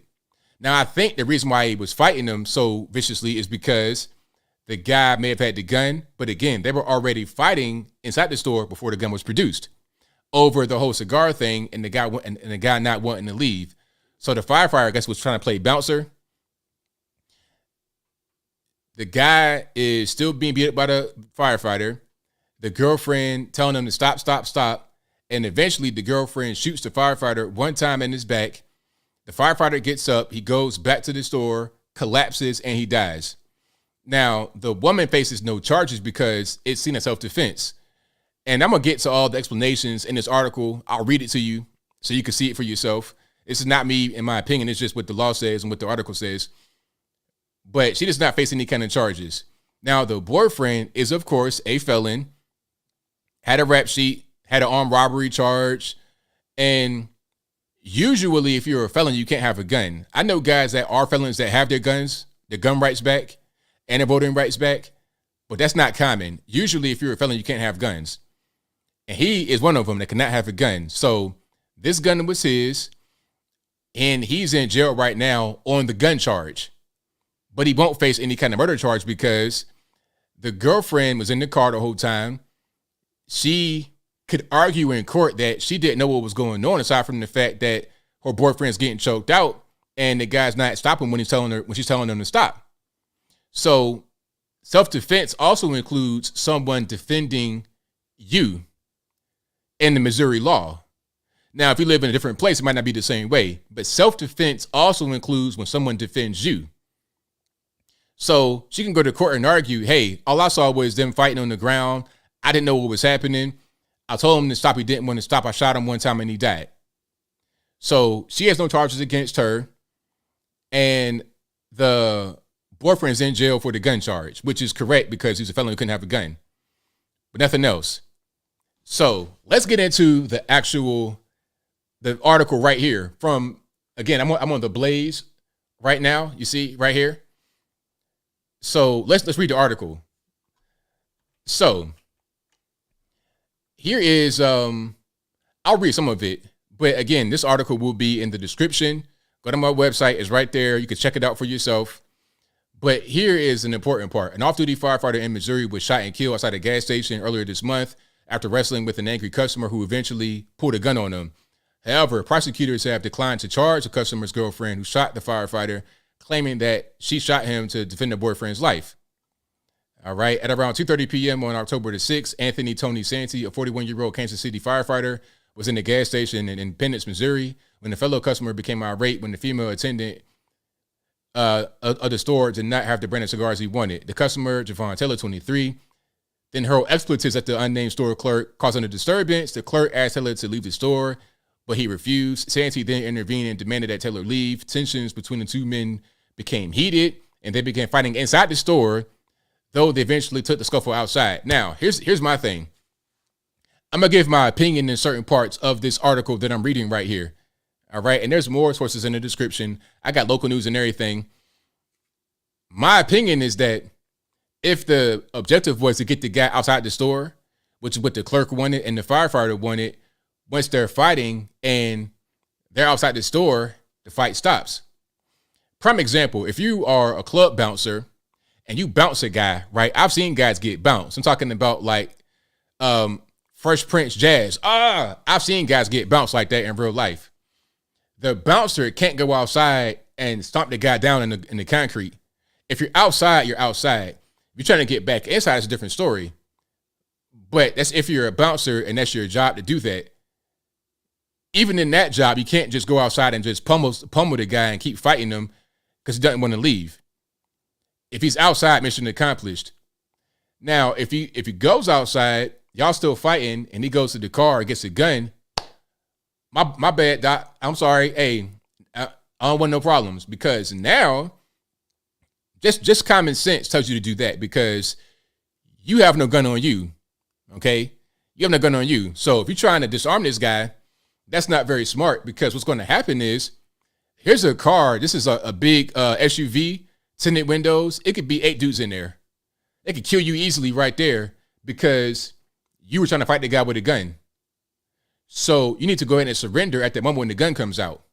If it's me, first of all, I'm not going to be trying to fight a guy over an argument in the store. You see what I'm saying? I could see if he was in there beating people up or all of that. He wasn't physical. He was just being a moron arguing. But he wasn't being physical. He wasn't fighting. He didn't have a gun inside the store. It was no gun on him. So it's like, what are you doing? If you got him outside, mission accomplished. Stop the fight. But he didn't. Now the gun comes out. Again, stop the fight. He didn't. He decided to continue to wrestle with him. That was not very smart, because he was not by himself. If that was like, if that was me, even dealing with white, black, or whatever, I would know how to handle that situation. I'm not trying to get involved, because now I know I'm putting my life on the line. And is it worth it when nobody's in danger over an argument? Now, if it's somebody that is getting beat to death, that's a different story. But an argument over some cigars, y'all handle that. I'm not even really worried about that. You know what I mean? Call the police and go about your day. That's me. Unfortunately, the firefighter was shot and killed as a result. But let's go a little bit further in the article, and then we'll get to why there's no charges for the girlfriend and why there's only a gun charge for the boyfriend. All right. Okay. So let's see. Let's get down here. I've already pretty much summed up what happened right there.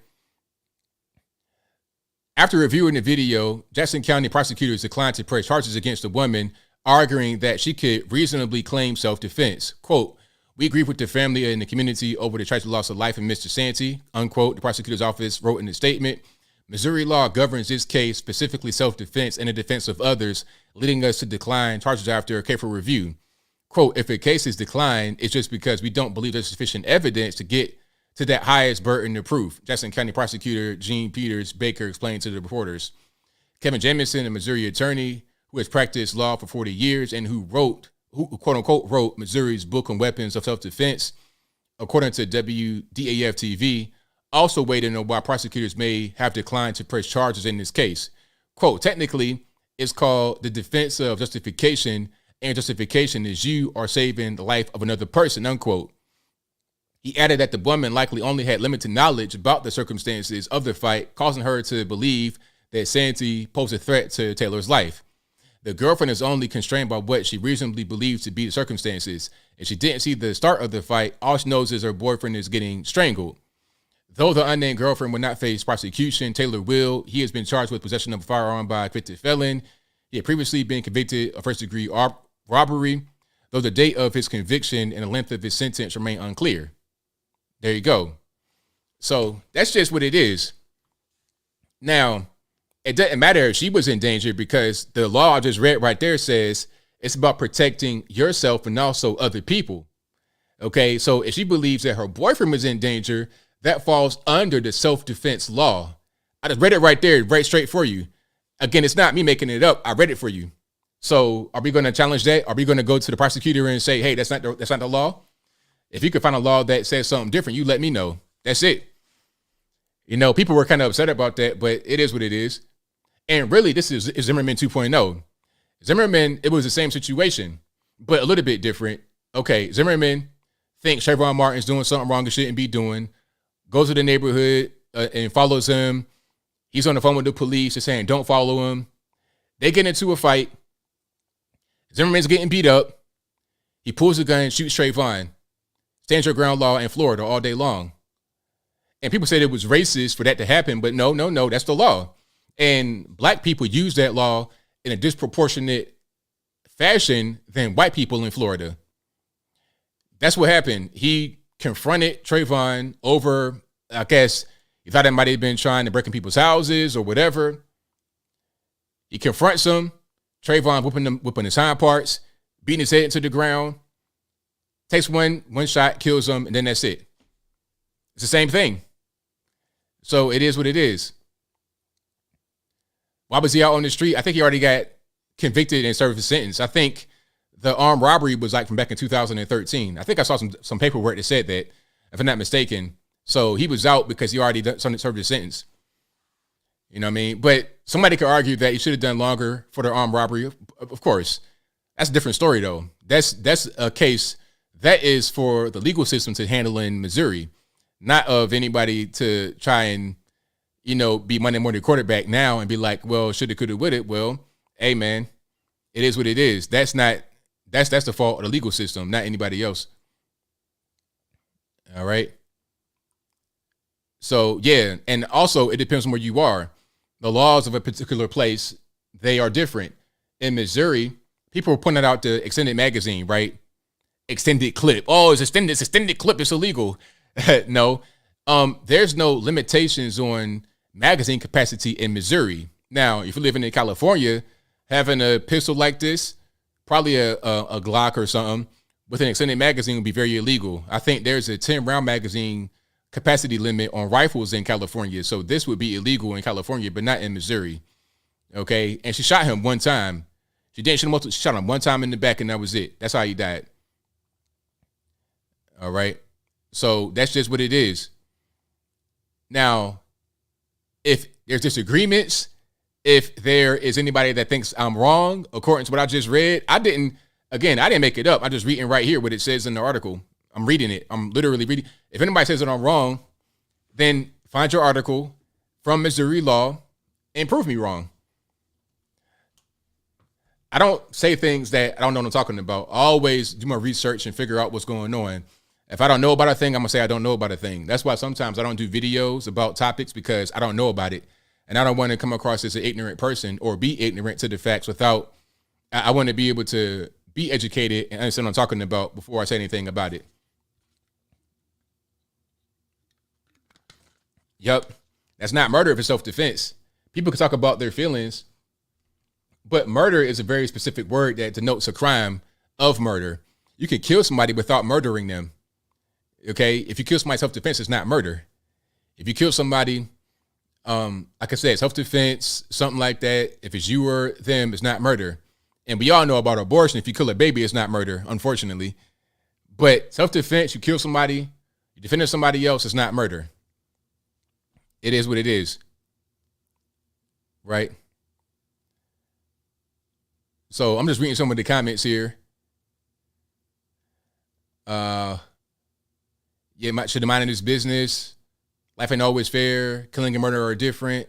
Let a jury decide. It's a waste of time. It won't get prosecuted. He'll beat that. He'll beat that because it don't jive with the law. The law don't support it. You couldn't even prosecute that, because if you prosecute it, you got to explain to the jury what you're actually prosecuting. And if the law does not support the prosecution, then it doesn't make any sense. You couldn't even bring that to court. All right.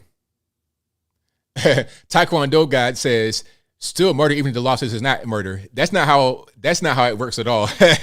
That's not how it works at all. You can't just say, oh, it's murder if it's not murder legally. That's not how it works at all. Well, with a baby, of course, yes. You know, that's, you're killing the baby, but self-defense, nah. All right. Killing somebody with a stolen gun, that's not, the stolen gun does not make the murder any less or more. It doesn't, the gun being stolen does not make a difference in as far as murder or not. Okay. Just like if you're a felon with a gun, you can still use that to defend yourself and not be charged with anything relating to the gun as it relates to the murder. You understand? The gun being illegal would not change murder being murder or accident being an accident. It won't change anything like that. All it's going to do is make you have a gun charge. That's it. It won't elevate the status of the murder or the killing to something else other than what it is. You see what I'm saying? So, prime example, if a felon defends himself against someone with a gun that he can't have, it'd be the same exact thing as a normie except for the gun charge. That's just what it is. All right. I think what happened was a firefighter just made a bad decision and the guy with the cigars was just being an idiot, but the firefighter made a bad decision.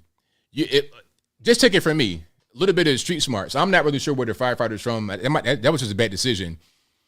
He probably meant well, but he did the wrong thing ultimately because now he's not here anymore, unfortunately. But take it from me. You see an argument just over something small, like you don't see anybody getting hurt, nobody's being physical, nothing like that. Just let it be. Because now if you get involved, you got to ask yourself a very important question. Are you willing to die behind this? Are you going to die or get seriously injured? Do you have a gun on you?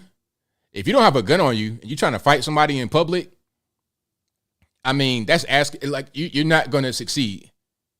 If you're going to fight somebody in public, you need to be armed and ready to fight, ready to kill, ready to die, because it can go that way nowadays in 2022. It is what it is. Should it be that way? Maybe not, but it's just life nowadays. All right. So yeah, if anybody has a disagreement with that, y'all call me a little bit later. We'll get to it. I got super chats on deck right now, and then I get to the calls. The number to call 434-658-1220. Did I get to everything? Oh, the student loan debt situation. Did I cover that already? I don't think I did. So Joe Biden's student loan debt package has been blocked by the 8th Circuit Court of Appeals, the federal court. Now, here's what happened. So Biden was trying to push forward the student loan debt relief that would give you $10,000 of relief if you make under $125,000 a year income as an individual person. Oh, and if you got a Pell Grant, $20,000 to student loan debt. Now, I still don't know how you're able to have debt and you got a Pell Grant at the same time. How do you have a grant, but you have debt from a grant? It doesn't make any sense. But anyway, I'll move on. So he was trying to do that without congressional approval, but of course you can't. So 6 states, the media would say they're GOP led. Doesn't really matter because it would still be the same outcome. 6 states have sued them and said, you can't do this. We want to stay. We want an injunction. So that case was thrown out by a lower court. And then they went to the Court of Appeals where it got upheld and the state got granted.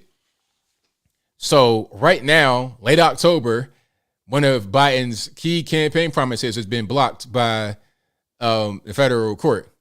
Now, this could be 3D chess because they could block it right now to signal to Democrats, hey, you got to get out there and vote because, the reason why this got blocked is because Biden can't do it by himself. He needs to have Congress. They got to be able to vote on it. He needs more votes. So vote more Democrats in office so we're able to get this thing passed and out there. That could be part of it. I mean, it's perfect timing, ain't it? Right here in October, Biden's doing very poorly. You got food going through the roof, housing going through the roof, everything going through the roof. Jobs not paying quite enough to keep up with inflation. You trying to buy chicken and hot wings and all kind of stuff like that. Vegetables, you having a hard time. So he's not doing a very good job. Democrats out there don't want to campaign with Joe Biden. So how about a gift? How about we say, hey, guys, if you want $10,000 of your student loan debt removed, vote Democrat. That could be what's going on. or it could be a coincidence. It could be happenstance. Who knows? Either way it goes, it was never going to pass because Biden cannot pass that thing without congressional approval. He's got to have Congress on deck. They got to be the ones that say, okay, you can approve this $400 billion spending to relinquish student loan debt.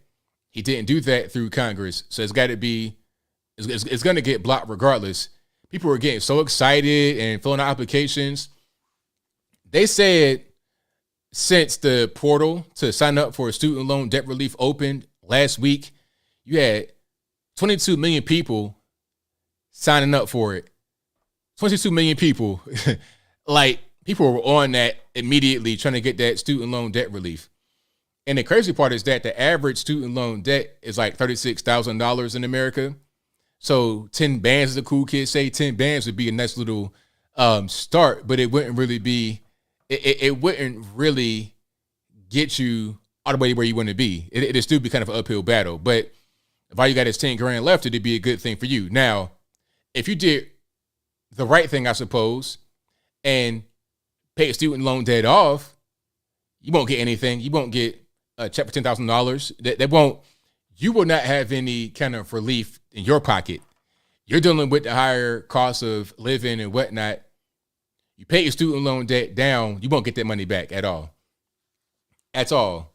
Also, if you did not go to college or you didn't get any kind of debt in college, you had a scholarship or whatever the case may be, you went to trade school, you got, you're a plumber, you're an engineer, whatever it is, you won't get any money. It's going to be your money taken from taxpayer money, which will add to the deficit, which will add to the inflation numbers. That money will be there. You won't benefit from it. So it's not fair. It's not going to help. It's just going to create more inflation. And it's not constitutional for Joe Biden to do a thing like this by himself without congressional approval. And I think that even after this midterm election, the votes won't be there for him to do this. It just simply won't be there. Right. It barely put a dent in yours. No names. Exactly.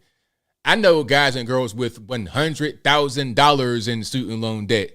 So 10 grand out of that, you're talking about 10%.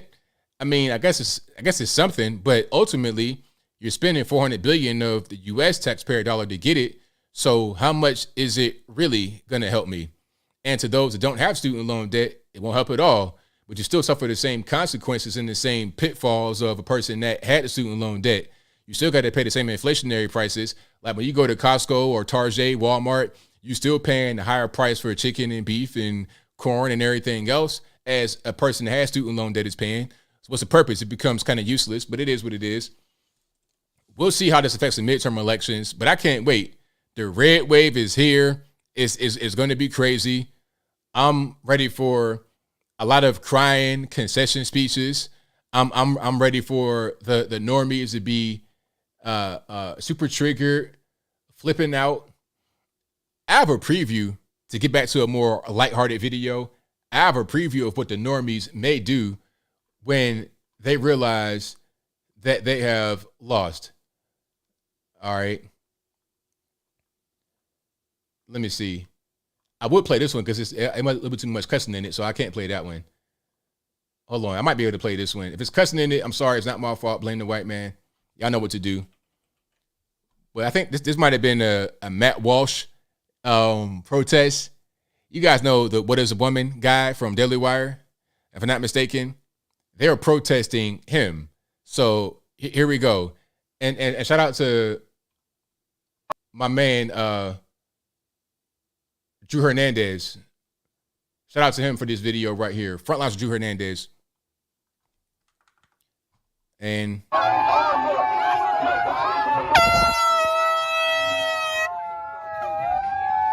look at those faces. I mean, good grief.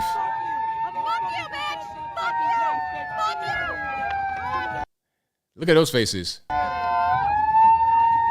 Nice, pretty new iPhone. That's a nice color right there. I like that's a brand new.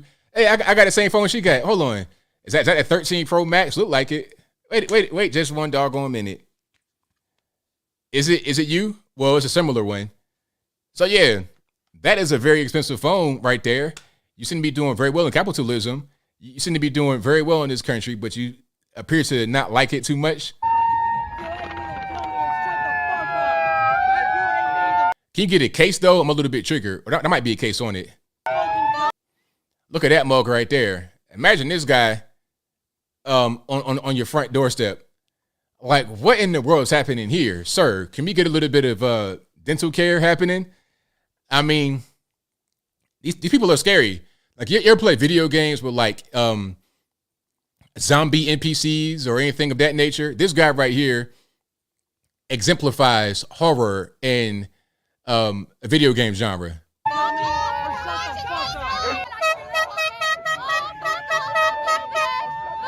So when they lose in the midterms, expect more of these guys to come on out and be screeching and hollering and carrying on. All right, they're going to be out there for sure. Look at my man right here, the pillar of masculinity. This guy right here can bench 1,000 pounds, okay, with no warm up. Straight on the bench, just no spot. Just get it on. Just get it up off the chest.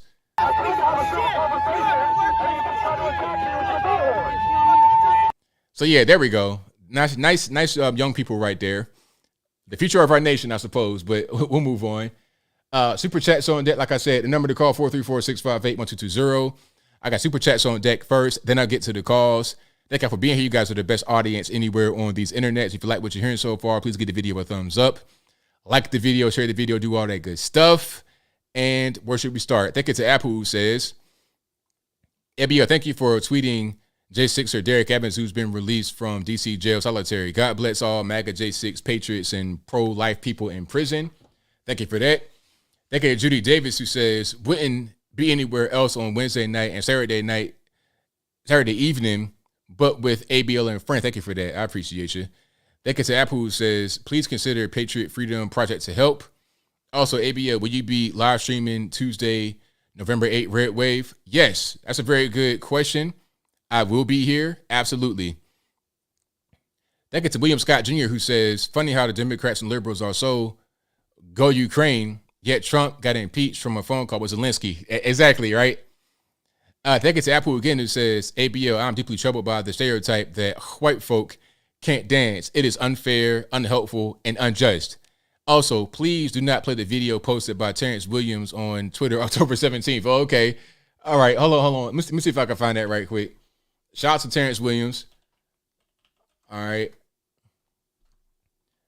So let me see if I might not be able to find it in time. Oh, okay. Now, what I'm seeing right here is like normies dancing. It's not really a racial thing, but shout out to this video. Yeah, that's how I dance right here too. Yeah, that's me at the party. I'll be at your bachelor party dancing just like that. See, tall my man right there with the cut off tank top and the cargo shorts. That's me right there. That's my older brother right there. Matter of fact.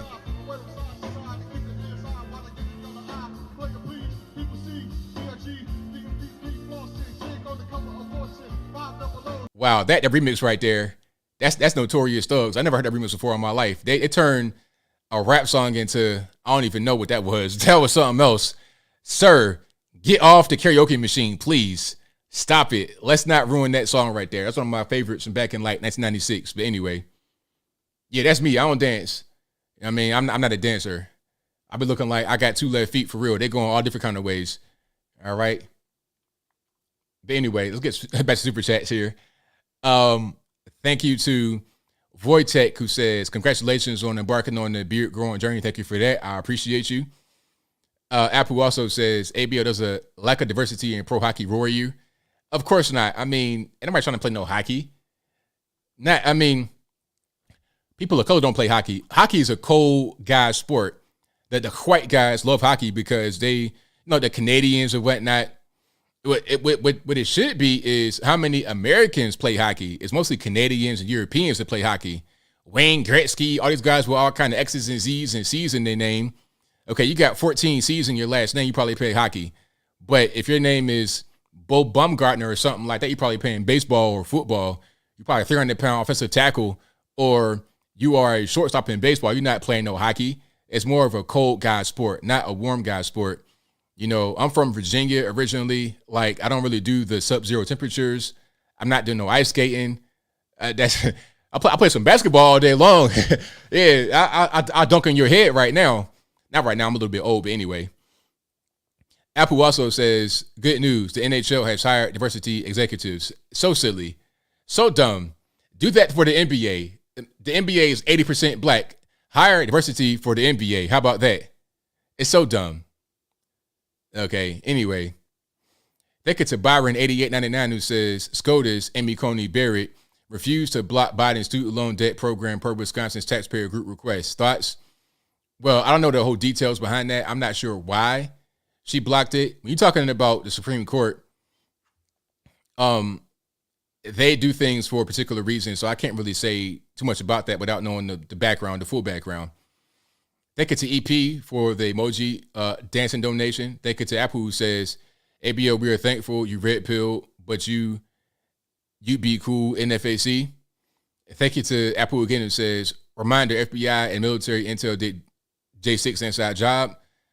Thank you to Ryan for your donation. Thank you to Apple again who says, ABL thoughts on environmental weirdos blocking traffic and throwing tomato soup on Van Gogh painting and gluing hands. My guess is that these are ingrates.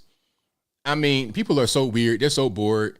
It's like, get off the ground, man. Why you ain't here throwing paint on Van Gogh? Why are you gluing yourself to the floor, sir? Get up off the ground. How about that? And the funny part about that, where they glue themselves to the floor, inside of a Volkswagen facility, they're talking about where we're not giving bowls to go to the bathroom. And it's like, look, how about don't glue yourself to the ground? You want to do on the ground. Common sense is not too common. And then they complain about having the heat turned off on them. But it's like, okay, you're in here because you're protesting this dirty energy. Why would you want to be heated with the dirty, cold energy and natural gas, things of that nature? You should want to be heated by, I don't know, fairy dust, pixie dust, your imagination. You know what? You can do that. You can find you a nice reusable, renewable fabric blanket. Wrap up in that and embrace the renewableness of your blanket. Yeah, it's about 0 degrees in here, but it's okay. You have a renewable source on your body. Feel comfort in that. How about that? But I digress.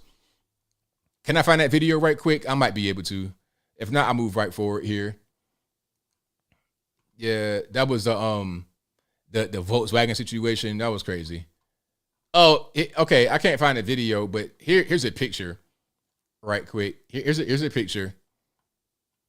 Look at these guys right here. It's like, oh, here's a video. Matter of fact, I got the video. Look at this guy right here. I'm Jonathan Grimalda. I'm a researcher in social psychology at the Research Institute in Germany, and I'm here in the Porsche Pavilion in the Autostadt of Wolfsburg to denounce the responsibility of Volkswagen in the climate emergency that we are facing. Volkswagen is the largest car manufacturer in Europe and the second largest in the world. And the transport sector, the car sector, has a huge responsibility in the climate emergency. There are 12% of CO2 emissions that come from the car sector. So we are here with 8 other members of a scientist rebellion and with the 6 people who are helping us to demand the acceptance of the demands of our campaign. The introduction of a speed limit on motorways in Germany and the reintroduction of the €9 tickets that allow the people. Wait a minute. No speed limits on. Hold on. Okay. So, okay. I heard that. How many speed limits in Germany? So I can just go like 1,000 miles an hour in Germany on the Autobahn. I can just drive as fast as I want to. Let's do that. Yeah. I want to go to Germany right now because of that. You, sir, are doing a great service to your country. You're encouraging tourism.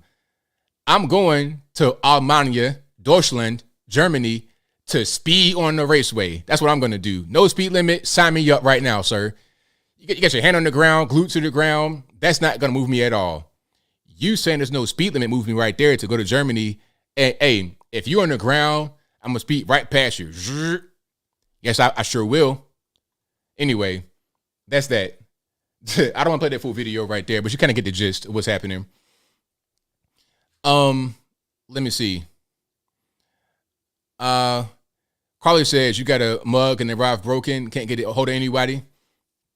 Send me an email on my regular email. My contact is Anthony B. Logan. We'll get you straight. Send me your send me your information to my email. My contact Anthony B. Logan. We'll get you a new mug. Thank you to Ryan Washington who says Noah Lemon 2024. Thank you to Apple who says favorite soup, tomato, veggie, chicken, miso, ramen. Ramen out of those. Or chicken, matter of fact, chicken noodle soup. But not like the old school chicken noodle soup. Give me like the new Campbell soup they got with all kind of stuff in it, like the jambalaya. Like, give me that. Yeah, that's what I want with the rice and all that. Give me that going on. The ramen is okay, but the new fancy soup that comes in the Campbell's can, it's not the old school stuff. Give me some of that. It's spicy. If I'm sick especially, give me some of that soup. Put some cayenne pepper in it. Hey, whatever I got will be gone in 2 days. All right. Apple also says crackers in your soup, of course. The table waiter janks, the little circular ones. Yeah, those are good. Pepper on them. Absolutely. Matter of fact, I like crackers with cheese. Cheese and crackers with the salami. Pepperonis, yeah. With pepper on it. The table waiter crackers and some of the hard cheddar. Yeah, let me get that all day long. Prince of Cats says, ABL, you're man, I'm a man. What color am I? Who cares? We're still men. Love your channel. Thank you for that, man. I appreciate you. Right on. Toast to men, all right, with the water. Toast to men. Thank you to Ryan Washington for your donation. Thank you to Michael Critchlow who says, the city of Portsmouth named McLean Street, rename McLean Street to Missy Elliott Boulevard and gave her keys to the city. Glenn Youngkin just declared October 17th, Missy Elliott Day. Thoughts on Missy in your hometown? I like Missy Elliott a lot. Shout out to her. I like her because she's always been real positive with her rap music. Never no violent stuff. Sometimes a little bit raunchy here and there, but never no violent stuff. Always was creative and different. I like Missy personally. And I remember her when she had blew up. It was crazy to see her on the big screen because it's like, that's somebody that's from my particular place that had made it. And I know people that are around them that I would see when I was a kid. Like one girl, you could look her up, Nicole Ray. Nicole Ray was from my neighborhood that I lived in at the time. I remember that whole situation when it happened. She lived like right in the area where I lived at. So yeah, shout out to Missy. She definitely deserved that for sure. And it was unfortunate they were booing Glenn Youngkin at the event because I know people that went to the event because it was out Portsmouth. I know people that went there. They said that they were booing Glenn Youngkin. It's like, for what? Why are y'all booing Glenn Youngkin? But that's Portsmouth being Portsmouth. Really, I'm surprised anybody still goes there because that's a different story. I don't want to talk about that too much. I could talk all night about Portsmouth, Virginia. Anyway, I'll move on.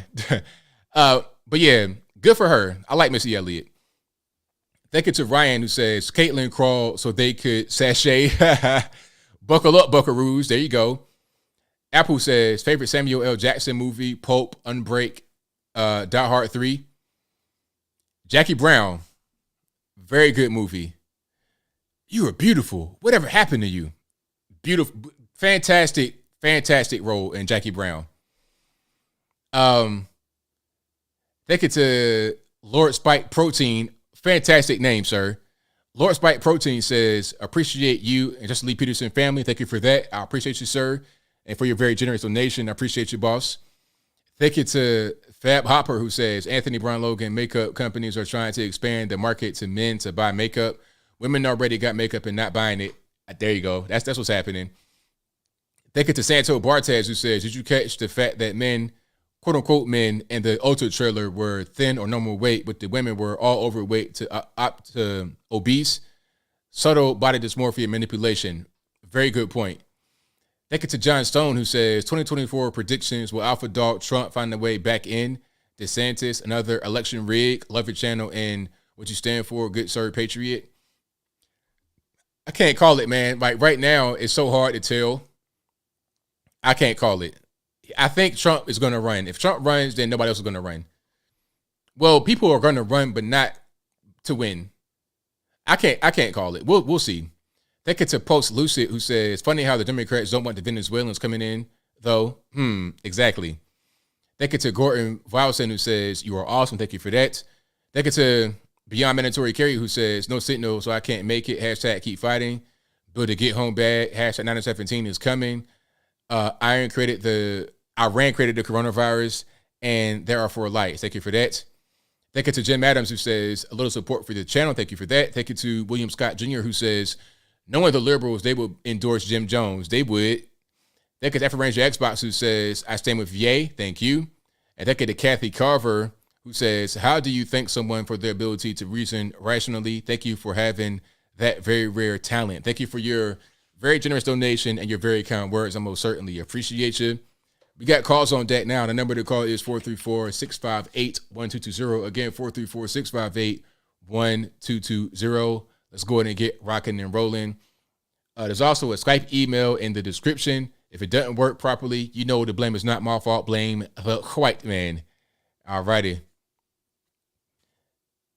Liz Cheney threatened to run. Liz Cheney can't even win in Wyoming. You have 5 people in Wyoming that vote.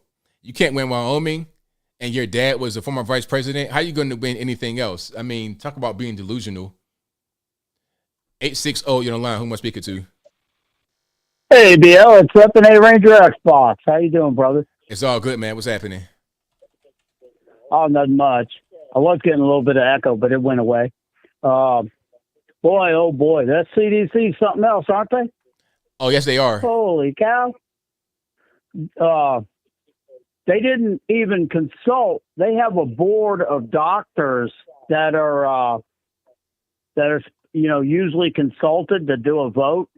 And this one doctor who put a video out there said, the only reason I said no was because, excuse my language, hell no wasn't a choice.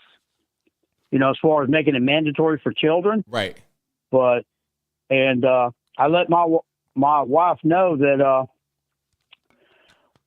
I don't care what you think, that if the state of Connecticut is going to require our kids to get this death shot, I'll be moving back home to Florida. Because I was just thinking I missed the pickled eggs on the counter at the gas station anyway. So anyway, yeah, no way. And I talked to people here. I talked to other parents. I said, when's the next parent meeting going to be for the school? Well, I really don't know. I said, well, I want to find out because I was just reading on Wimkin that there's a law firm that's willing to do lawsuits against states that force, because they don't require kids to get the flu vaccine and a couple other vaccines. So why this vaccine when in the past year, 1,300 young teenage boys and young men have died playing sports on the field. And in the past 50 years previous, 1,100 boys died, dropped dead. Mm-hmm. What changed? Well, there's clearly something going on. Yeah, come on. Let's look at the math. It may be racist, but math is math. 2 + 2 is 4. I don't care what they say. That's right. But my God, how could they do it? This is evil. This is evil. I didn't wait till I was 48 years old to have my first child to go and have the government exterminate them. Have you heard the government talking about, or any of the media talking about thermonuclear war with Russia anymore? No, I've not really heard that too much. Yeah, I put out a video on Wimkin, what 14 million veterans were going to do to their underground bunkers once we had access to all the arms rooms across America and all the heavy equipment we got and all that jet fuel that's laying around and nobody's going to be using anymore. Got to have something to do while you're dying of radiation sickness. That's right. And all of a sudden, all that talk about, they didn't think about that. That bunker was designed for the righteous war against the evil of communism, not to allow you to bring communism into the world. Right. And I I may have been wrong about Tulsi Gabbard being part of the World Economic Forum. They put her on their website, but she said she wasn't really about all that, and I'm not really sure, so I got to do more research. So I'm going to be giving her a benefit of the doubt. But Dan Crenshaw, I heard him on TV say himself, well, about that insider trading thing, we got to have a way to make money, because we got to have two houses, we got to do this, we got to do that. And I'm like, yeah, okay, whatever. How about doing something for people of America? Hold on. Is that what he said for real? Did he actually say that? Yeah. I swear to God, I saw it on TV myself, and that's when I lost all respect for him and then found out he was listed as one of the World Economic Forum's young leaders that they want to groom into a leadership role like Trudeau, so he could become a Trudeau. Okay, I see. It makes sense. I see it. And I served in the military, and as far as that firefighter out there, wherever he was at, I don't know what that man was thinking. I tend to think like you do. The man wanted cigars. Okay, well, too bad. I went to Sam's Club a couple weeks ago. They didn't have Dr. Pepper. I just got over it. Right. I'm not going to go, I'm not going to go start a fight with the cashier because Sam's Club ain't got a pallet full of Dr. Pepper so I can buy a case. Right. It is what it is. But anyway, brother, love your show. God bless America. And if you're sick and tired of being banned on Facebook, jump on Wimkin. It's a totally free speech website, and it's growing. They're up to 8.5 million people so far. I enjoy it. I ain't been banned once. I got 27 hours left on this ban before I get banned again on Facebook. Right. And they banned me for memes. That's crazy. You take care, brother. Thanks for the call, man. I appreciate you. Bye. All right. A lot of calls on the line. I'll get to you guys very soon here. All right. Scott caller, who am I speaking to? This is Uncle Reggie here. Hold on a second. Let me get you off here, man. I still got that last guy on there. Hey, how you doing, ABL? Uncle Reggie here, Kerplunk Studios. All right, man. What's going on? Say hello to you. You got video on me here? Because I'm not seeing you. I got you. It's a delay, so I got you, though. Oh, okay. All right. Hey, how's it been, man? Long time no talk. Yeah, man. Everything's been good, man. Can't complain. How about yourself? Everything been good? Yeah, I've been doing all right. You just like one of my comments on your Facebook today, so I'm not sure if you exactly know who I am on that spectrum, but do you know my actual name? I don't think I do. All right. I'll hit you on 1, 2, 3, 4, 5 in the comment section on your Facebook page, so you'll know it's me. Got you.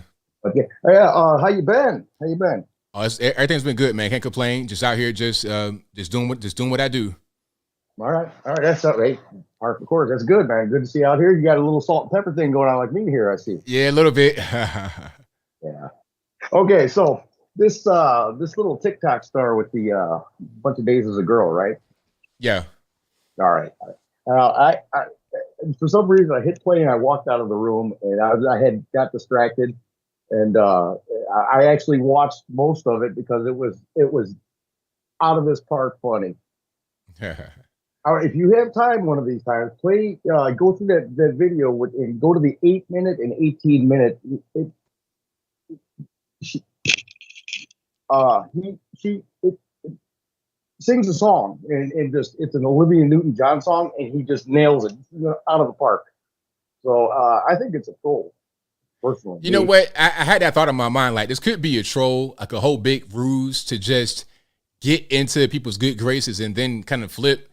That was my thought process, but I don't know. That might be a little bit like wishful thinking. Well, she said that. This is so confusing to me. I really. All the pronouns, like, right? Without the voluptuousness, we'll say. They keep it family friendly. But yeah, run around with the Tampax and act like silly thing, and then. But what it looks like to me, like someone's trying to get people to act right, and if they slipped in that interview with I made a comment about the beard envy or something like that. Okay. Okay, so you're saying something, but hey, I want in on that beard. Remember that interview? She said, I can do what I want to. I can be a performer if I want to, and I can also be a mom. Like that. Yeah. That part there, she can perform. That tells me she's a performer. She's an actress. I told her. But yeah, there's that. Hold on, let me go get my cheat sheet here. So I got something written down over here. All right, getting the cheat sheet. But my eyes ain't quite what they used to be, ABL. I got you. And, the debt forgiveness thing. I'm gonna shift gears here. You know my cheat sheet. You know how I do. So this debt forgiveness thing. My nephew, he want to know how you can default on a grant, right? Yeah. So, okay. Yeah, how you default on a grant is you get the grant money and you go buy nice wheels for your car and a sound system and little tailpipe, shiny tailpipe canisters. That's how you blow the grant money and end up owing $25,000 plus interest. Yeah, that'll do it. Yeah, that does it. And all those records and CDs for a penny, it's not true. That's old school right there. I've not heard that in a long time. I don't even know what they did with the CDs. Yeah. I think it's troll. Damn, that's about all I got for you there, ABL, man. Glad to see you again. I am wearing attire today. I'm wearing clothes. There you go. Hey, man. I'm just doing my beekeeping thing up here in Wisconsin. I'm headed to Florida. I'll be passing by your woods. I'll open the window and wave as I pass. There you go, man. Right on. All right, man. But yeah, if we had more time, or if you call me back, we'd probably grab a cup of coffee or something, man. I'd like to. Are you outside Chattanooga or something, or where are you? Chattanooga, yeah. Okay, all right. That's kind of what I remember. You haven't gone very far since. All right, brother. You have a good one. Thanks for the call, man. Appreciate you.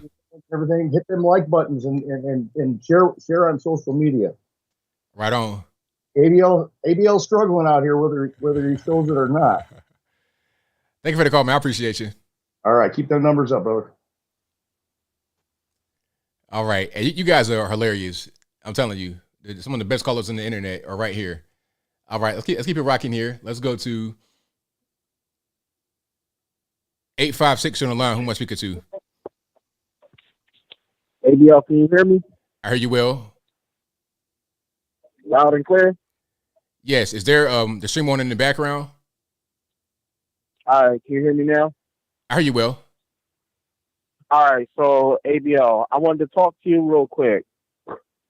Basically, what happened was, I'm loving how most of the moderate Democrats, the old folks, the senior citizens who are still Democrats, but yet they don't support none of the things that they're doing, but they don't know that it's the Democrats behind all of this.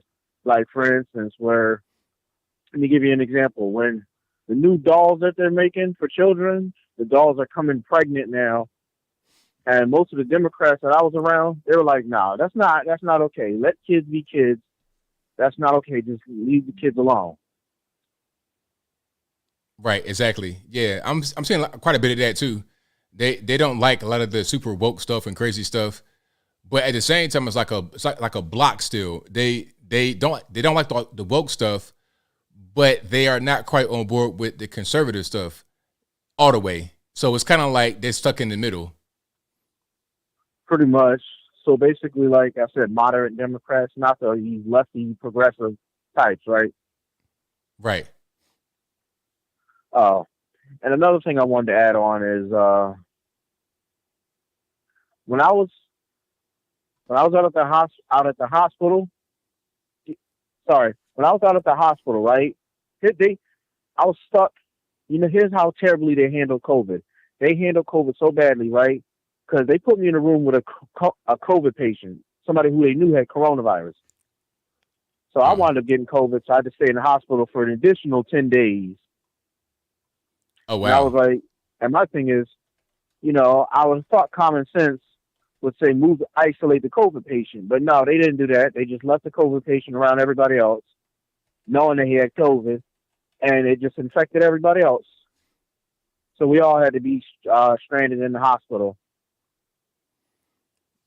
For how long? Sometimes I always, For how long? Oh, we were stuck in there for like almost a month. Oh, wow. At least, I would say at least 29 days. That's a long time. Added on to that. Right. Yep. So I got out October 7th, and I went inside the hospital August 1st. So, oh my God, it feels good not to be in the hospital. I'll tell you that. I hear you for sure. Move around from hospital to hospital to hospital because they handled it terribly. I don't. It's all to me. It's all just lack of common sense, and it's just becoming a real joke. I don't want to take up too much of your time. Thanks for taking my call, ABL. Thank you for the call, man. Appreciate you. No problem. All righty. Shout out to the call. Yeah, stuck in there for a month. That's crazy. I ain't gonna be able to do it. You know, I'm not gonna be able to do it. All right. We got quite a few calls on the line. Y'all please hang tight for me. Let's go to 206 on the line. Who am I speaking to?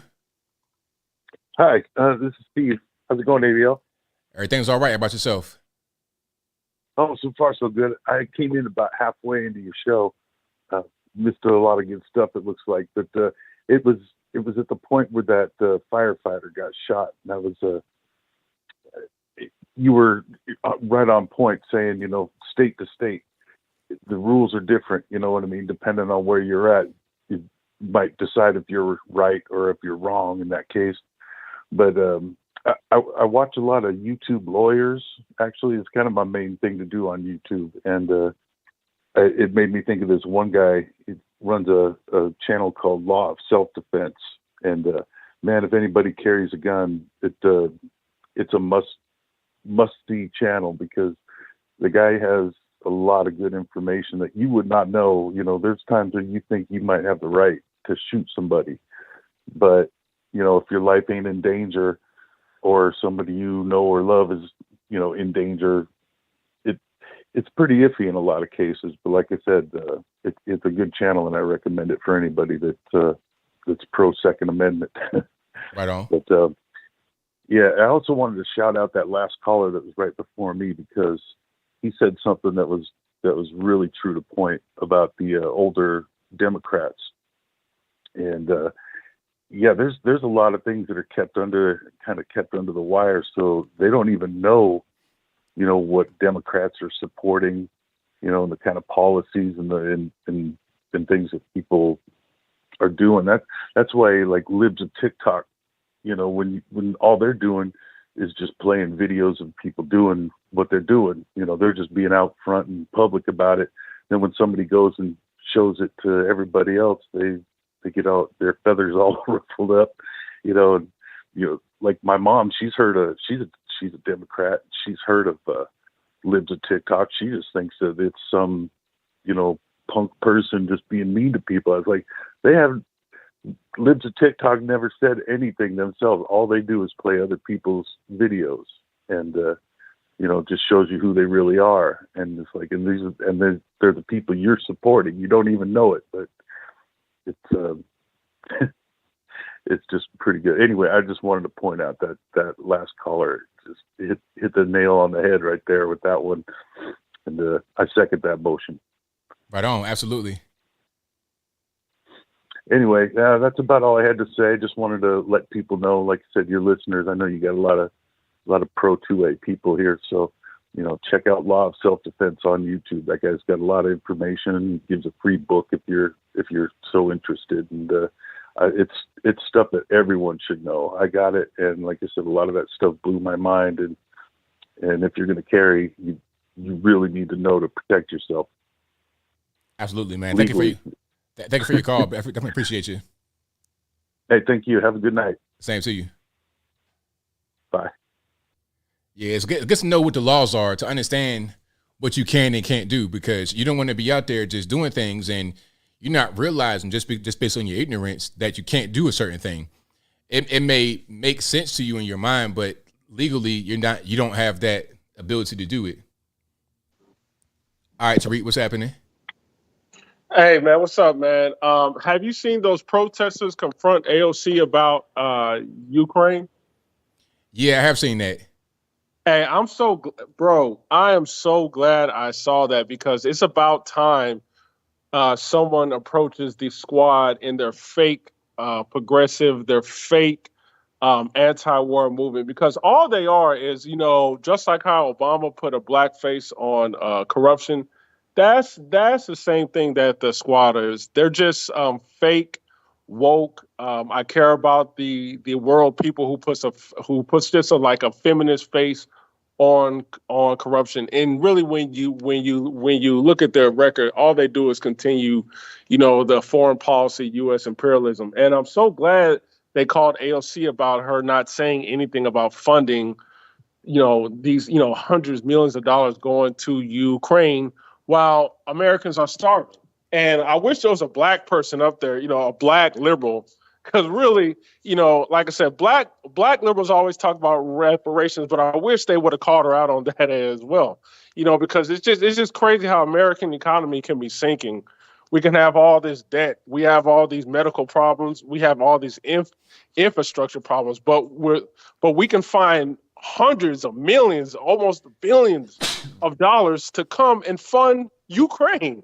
Like, if that's not a big slap to America, I don't know what is. And really, all people have to do is look at that Victoria Nuland. I believe she was like Obama's assistant. I think it was like assistant of state or something like that, speaking to the United States ambassador to Ukraine, where they was literally discussing who should be the head of Ukraine. And the ambassador was like, well, what do you think about the EU? And she was like, F the EU. Mm-hmm. Everyone Google it. Her name is Victoria Nuland. They chose that Ukrainian leader to head that coup. Just look at that recording and then listen to the person who they wanted to install. And that's the person. But I'm just saying that just so people can understand the backstory. This Ukrainian issue and the hostilities with Russia was brewing long before Trump got in. And, the other thing I want to talk about is just Kanye, man. I'm not going to talk about, his comments towards Jews. I'm just going to talk about the black community, the black media class attacking him, because it does shows that it's just weird to me how they're wanting him to apologize about that. But when black rappers rap about having sex with other black men's wives, killing other black men, and selling drugs to the black community, you don't see none of these clowns coming out saying, "Oh, we're so offended, apologize." They don't say. In fact, they promote it, they dance to it, they fund it, and they elevate these people up to our political heroes. And it's crazy how other groups. I remember one of the rappers said something about the Asians. He just made like a small rap line about the Asians. Forget that rapper's name. And he was made to edit that out of his lyrics. So it's funny how the black community will sit there. YG. Huh? YG. Yeah. YG. So it's funny how the black community, we will sit there, specifically black liberals, we will sit there and tell white people to, respect us, love us. But then we sit there and we say the most disastrous things about ourselves, and we don't even check ourselves. It's similar to how if black kids and black people are murdering each other in Chicago or heavily Democrat-controlled black areas, it's silence. You know what I'm saying? We say nothing. But you let that one white man say something, now we want to care. So it's like we care how other groups view us, but we don't care about ourselves, man. And Kanye West is showing that. It's just crazy. And I really hope, if anything, what Kanye is doing is that's waking up black people to the hypocrisy of our so-called black media outlets and black leaders, how they ignore the serious issues going on with the black community and focus on things that has nothing to do with us. And that's all I want to say, man. Thank you for the call, man. Appreciate you. All right, take care. Very good call. Shout out to Tariq for the call. That's right on point. I remember that whole thing with YG Meet the Flockers, because he was talking about home invasions on Asian people. They made him edit that line out, but you can home invade a black person in a rap song and it's totally fine. It's weird how that works. But anyway,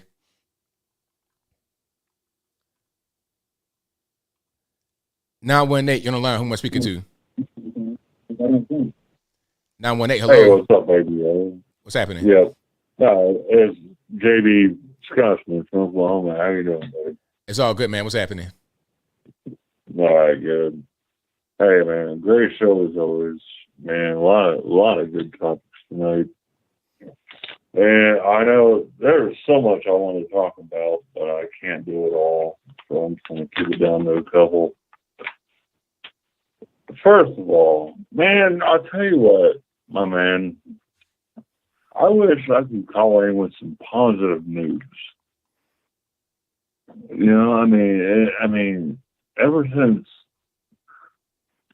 Potato Head Joe Biden took office, I mean, there was just no good news for this country, and it's frustrating.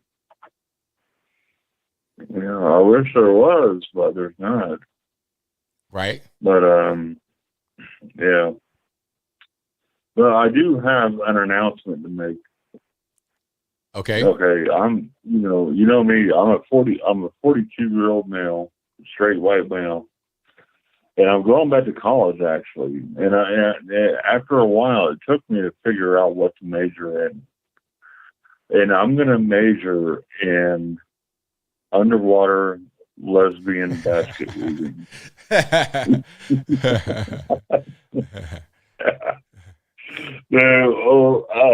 me tell you, man, when you said that earlier in the video earlier, that cracked me up. I'm still laughing about it. That was hilarious. I love that, man.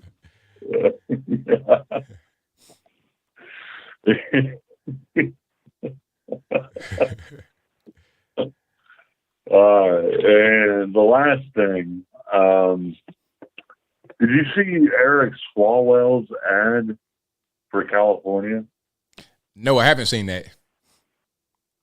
Okay, you got to look it up, buddy. You really got to look it up. I mean, it's even worse than Gavin Newsom's ad in Florida.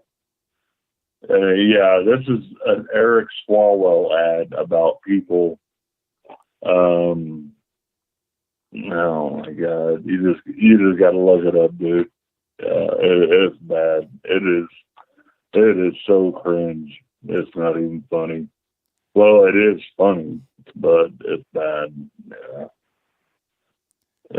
Yeah. All right, man. Well, I will leave it there, my man. And love you, dude. Love everyone in the chat. And I'll just keep watching the show. Thank you for the call, man. I appreciate you. All right, later, dude. So I found the video. I'm gonna do a reaction to that. I'm gonna save that one because I think Brandon Tatum. I think he did one. I didn't watch his video because I don't watch conservative content because they have so many good points, so many good videos that I don't want their content to leak into my thought process. I want to be able to do my video. I'll read up on it, figure out what's going on, one take, do it, put it out, give you my raw reaction and not really scripted at all. So yeah, I don't want to have anybody's thought process get into my mind. In line, speaking to 857. Hey, what's up, Anthony, man? What's happening? Long time, man. What's good? It's all good, man. Can't complain. You letting your beard grow. I see you letting your beard grow. That's right. All right. So what's wrong with that guy that called, man? Why you guys always complain about government either way? What is the problem? What happened now? The guy why that people most people that call your show complain against the government either way. Well, I don't know. Either way they complain.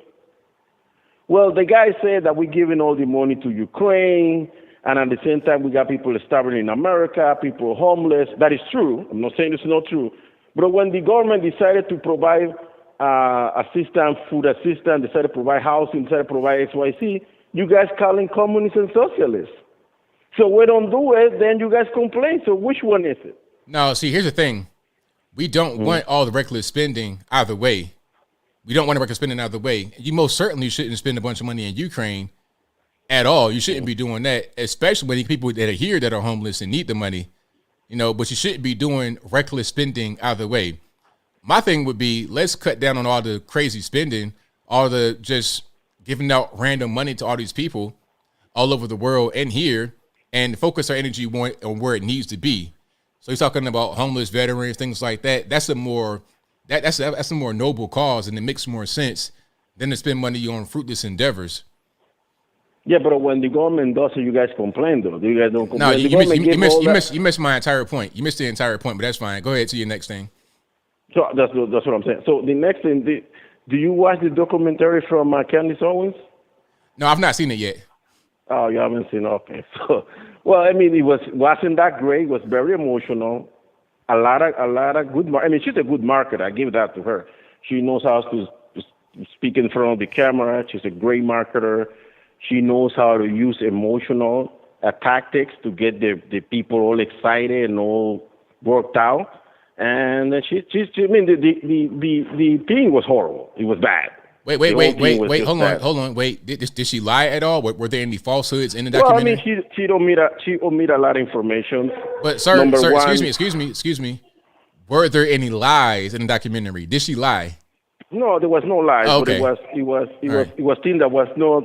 For example, she used the misappropriation of the fund from Black Lives Matter, and then she linked it with the destruction of the neighborhood in Minnesota, and then she used the movement as the destruction from the movement. I mean, it was just a mess. It was just terrible. So BLM and BLM type groups didn't come to Minneapolis and tear things up. It didn't do that.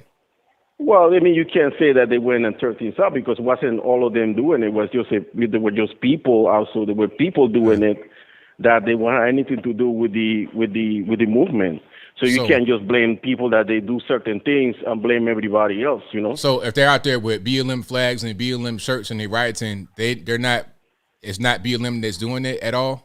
I mean, you can't tell that for sure it is the BLM. You cannot say that for sure. They might be, they might not be. How do you know who's BLM and who's not if you can't tell? Well, that's what I'm saying. You don't know, but you can't accuse people. Most of the people were protesting peacefully. We know that.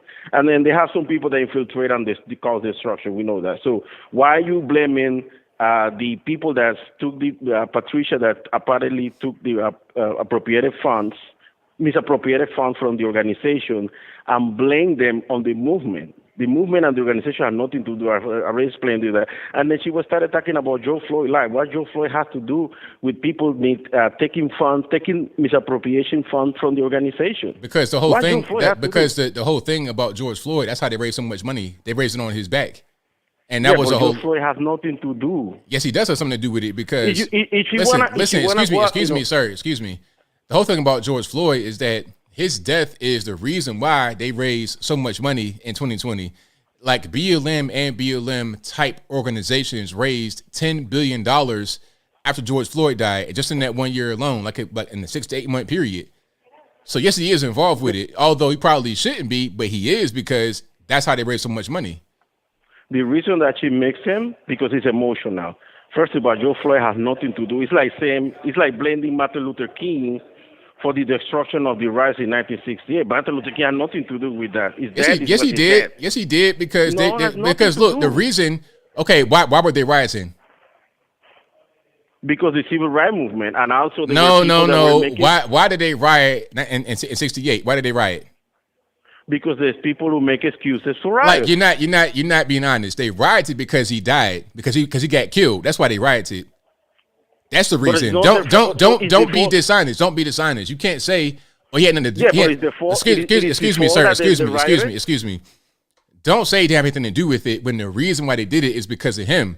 If not for the fact that George Floyd died, it wouldn't have been all these riots. If not for the fact that Martin Luther King got killed, it wouldn't have been so many riots. That's the truth. But it is his fault that they're the rioters? It's not even about whose fault it is. It's about this is the reason why it happened. That's what I'm trying to tell you. No, you can't say that. It's not about anybody's fault. You can't say no, because you're not listening. You hear what you want to hear. The reason why the riots happened is because of George Floyd. That's a fact. It doesn't matter if it's his fault. It doesn't matter. The fact is that he's like the reason why is because he died. Same thing with MLK. It's because he died. That's why. Why is she blaming George Floyd George Floyd past? It was all emotional. Because the whole thing about his past, because you got to understand that to understand who you rioting over. That's the whole thing. Like you got to understand who this person is, who this person was. You got to understand the whole thing to really just understand how you've been fooled into this whole situation. People think that they're rioting out there for this righteous purpose, this angel of a person. They don't understand the whole situation. You got to understand the full situation to really get down to the core of it. That people rioted is because the way the police officer abused him. That's what people rioted. Okay, so you saying I'm correct then that it was because of him? Well, but you just said it. You just said it. So we agree. Excuse me, sir. Why she blaming him? You're asking the same question over and over again. I already answered. Sir, excuse me. Blame the people Sir. You're asking the same thing over and over again. Get to your next point. So and then the other thing is that she didn't tell you that there's 3 Black Lives Matter organizations. So that I'm gonna call you off. She did a horrible job when it comes to the documentary. It was very, very marketable, efficient when it comes to the marketing, and very emotional. And that's what drives a lot of people to watch the show. And then on the other hand, she's talking about Patricia Bold, all these homes that apparently is true with the people that the money was donated to the organization. But the whole thing was horrible.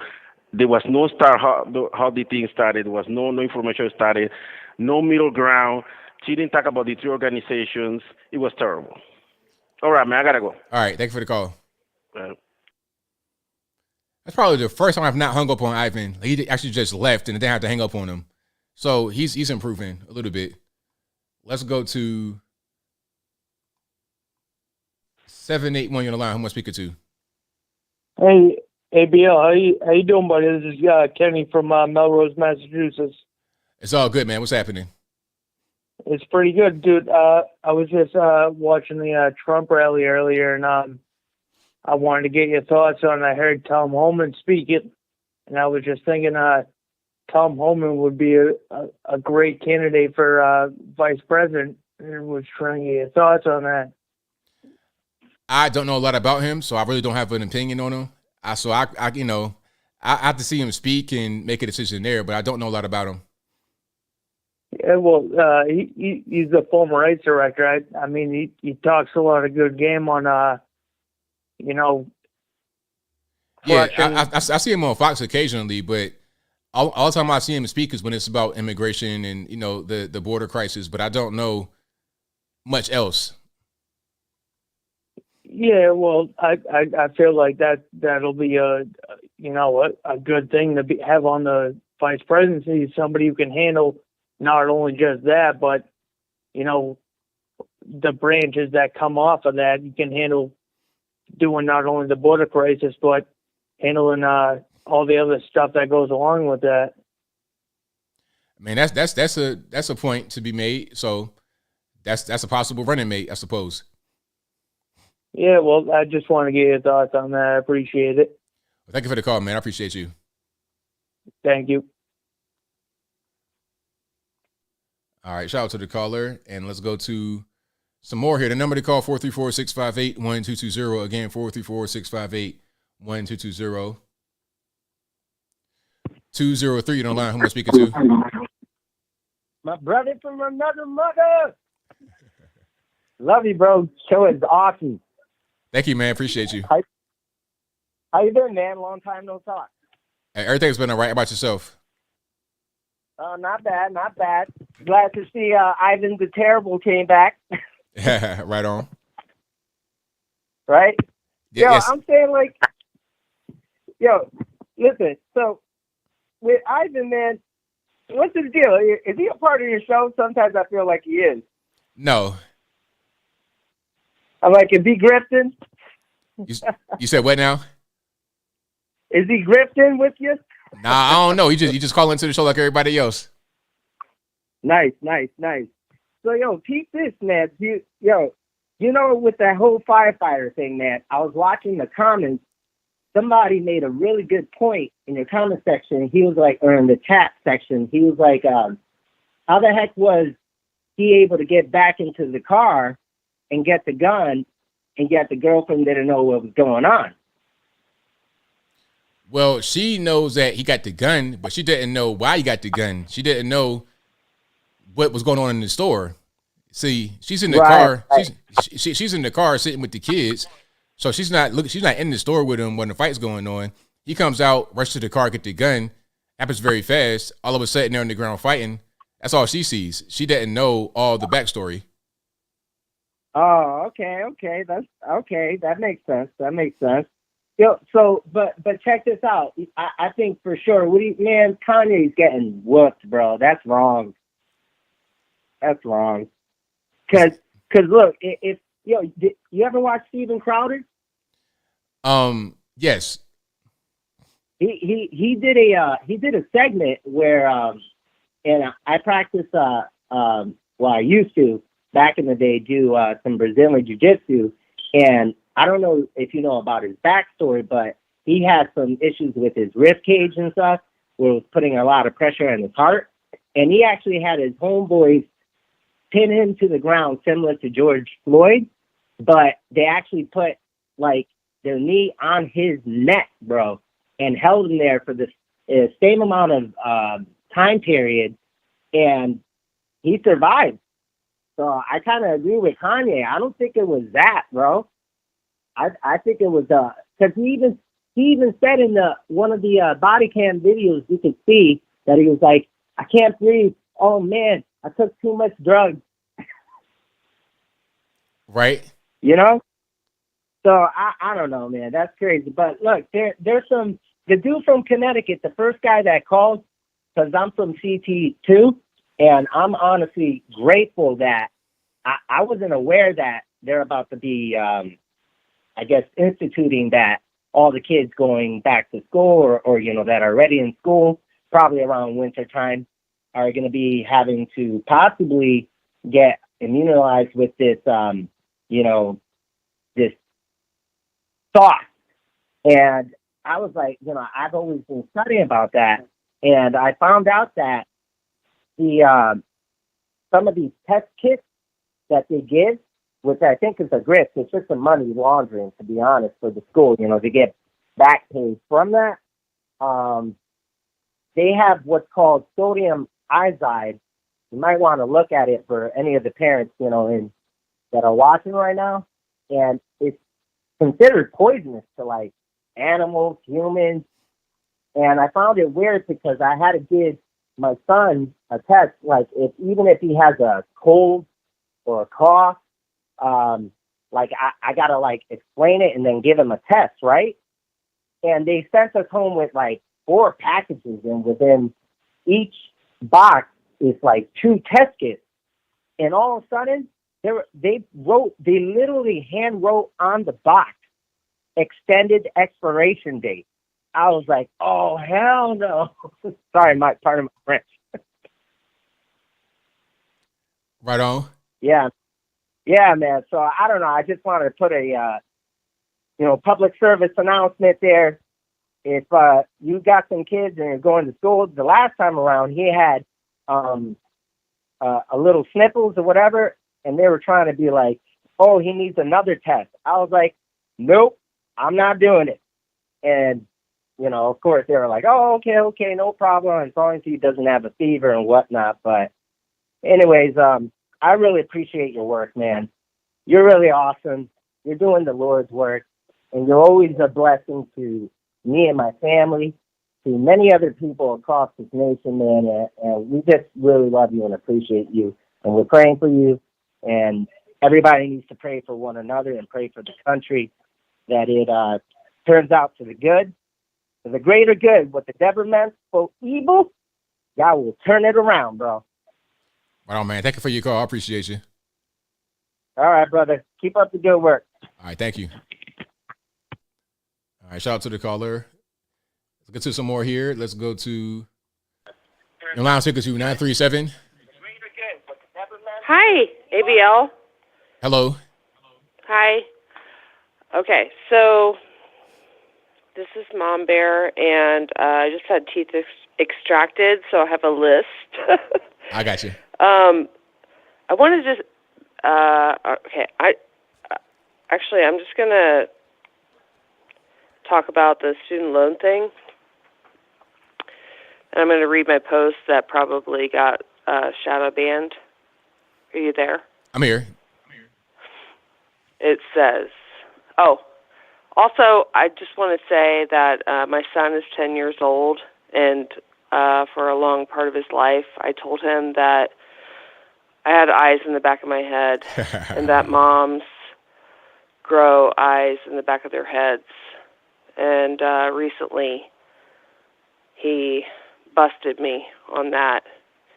I didn't know the number he was holding behind my head. Ah. He said, "You weren't telling me the truth."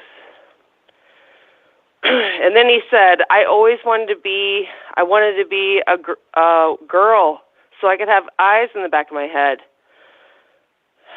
And so I told him, okay, I don't actually have eyes in the back of my head, but moms do actually have an intuition about their children, and we do. Anyway, so that's the side story about trans crap. Is my son wanted to be a girl so he could have eyes in the back of his head because moms grow eyes in the back of their head. But, and he doesn't want to be a girl. He actually wants to be a dad. Right. So as far as the student loan thing, so I'm going to read this, and I'm going to read it quick. As a Gen Xer, I co-opted and worked at Subway and bookstores and other side jobs in undergrad and paid rent and came out debt-free. Then, after GW made the deals for unsecured student loans, I went to law school. And then I got all sorts of debt, and since then, tuition has inflated ridiculously. As someone who experienced one form of college education, undergrad, where debt was not an option, and then went to a revised form of college education, law school, post-GW deal, where debt was encouraged, the racket is obvious to me. I haven't practiced law in 16 years, and I could have my job today, which I do appreciate and enjoy, without a law degree. I've been with my company for over 13 years. My debt was over $60,000 to be paid over 30 years. Over $60K because I probably had an additional $10,000 of private loans for the bar exam and study abroad in Russia. But they were still education loans. Here's what I did. This is my advice. As I said, I've worked for my company for over 13 years. Started there about 5 years after law school and after loan repayment. I built up my 401k. Once I had enough money in my 401k, I took a loan from my 401k to pay off the private school loans, the bar loan and the study abroad. So I got a lump amount from my own 401k, no tax penalty. There is no tax penalty. Paid the loan and then paid myself back into my 401k, including the interest. When I finished that, I did the same with my larger student loan debt. It was actually when Trump lost and before Biden came into office, it was January 2020. I took a loan from my 401k for about $24,000 and paid off my student loan. I would have been paying that $24,000 off until 2034. This way, I'm paying off myself, meaning the weekly payments and interest go back into my 401k, and it will be paid off in 2024, 10 years earlier. Right. I know this isn't an option for everyone, but it could be an option for some. And it was a no-brainer for me, and it really liberated me. So I just wanted to share that with people who may have that possibility. Where if they're working in a job and they have a 401k, if there's a possibility to take a loan against your own 401k and pay yourself back, I just want to put that out there. Well, thank you for the call. Definitely appreciate you. Okay. Have a great night. Same to you now. All right. Bye. All right. A shout out to the caller. And let's get to some more. There are quite a few calls on the line, so y'all just hang tight. I'll get to y'all as soon as possible. Calling line speaker 2407. Let me turn the stream off.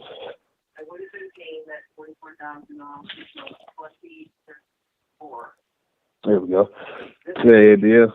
Wait, still going. Had to take this thing. No, turn it off. All right. Yeah, I just wanted to call in and talk to everybody about the job market and its economy right now, because I took a job starting at $18.50 and with a promise that I would get a raise in 2 months. At that 2-month mark, they said, we'll talk about that at your 90-day. I quit immediately because of the fact that I know my worth as a worker and how much I can make. And my resume is always open on Indeed and ZipRecruiter. So I say probably a week or two after I did that, job offer 25 doing the exact same thing. So I just want to tell everybody, do not settle for an employer that does not value you and your work. Right on, absolutely. That's great advice. Yeah, I just wanted to say that just in case somebody's at a job and they're spinning the wheels, do not spin your wheels. You need to be taking off and moving up. The older you get, the more money you should be making. And I'm in my 20s, and by the time I'm in my 30s, I'm probably going to be making double this. That's the goal. Perfect. Right on. All right. And with that, I'll let everybody else get on the line after I say I appreciate you for having, I say, one of the most unbiased stances on everything. And on top of that, it's palatable for literally everyone. So everybody have a good night. Take it easy. Thank you for the call. Appreciate it.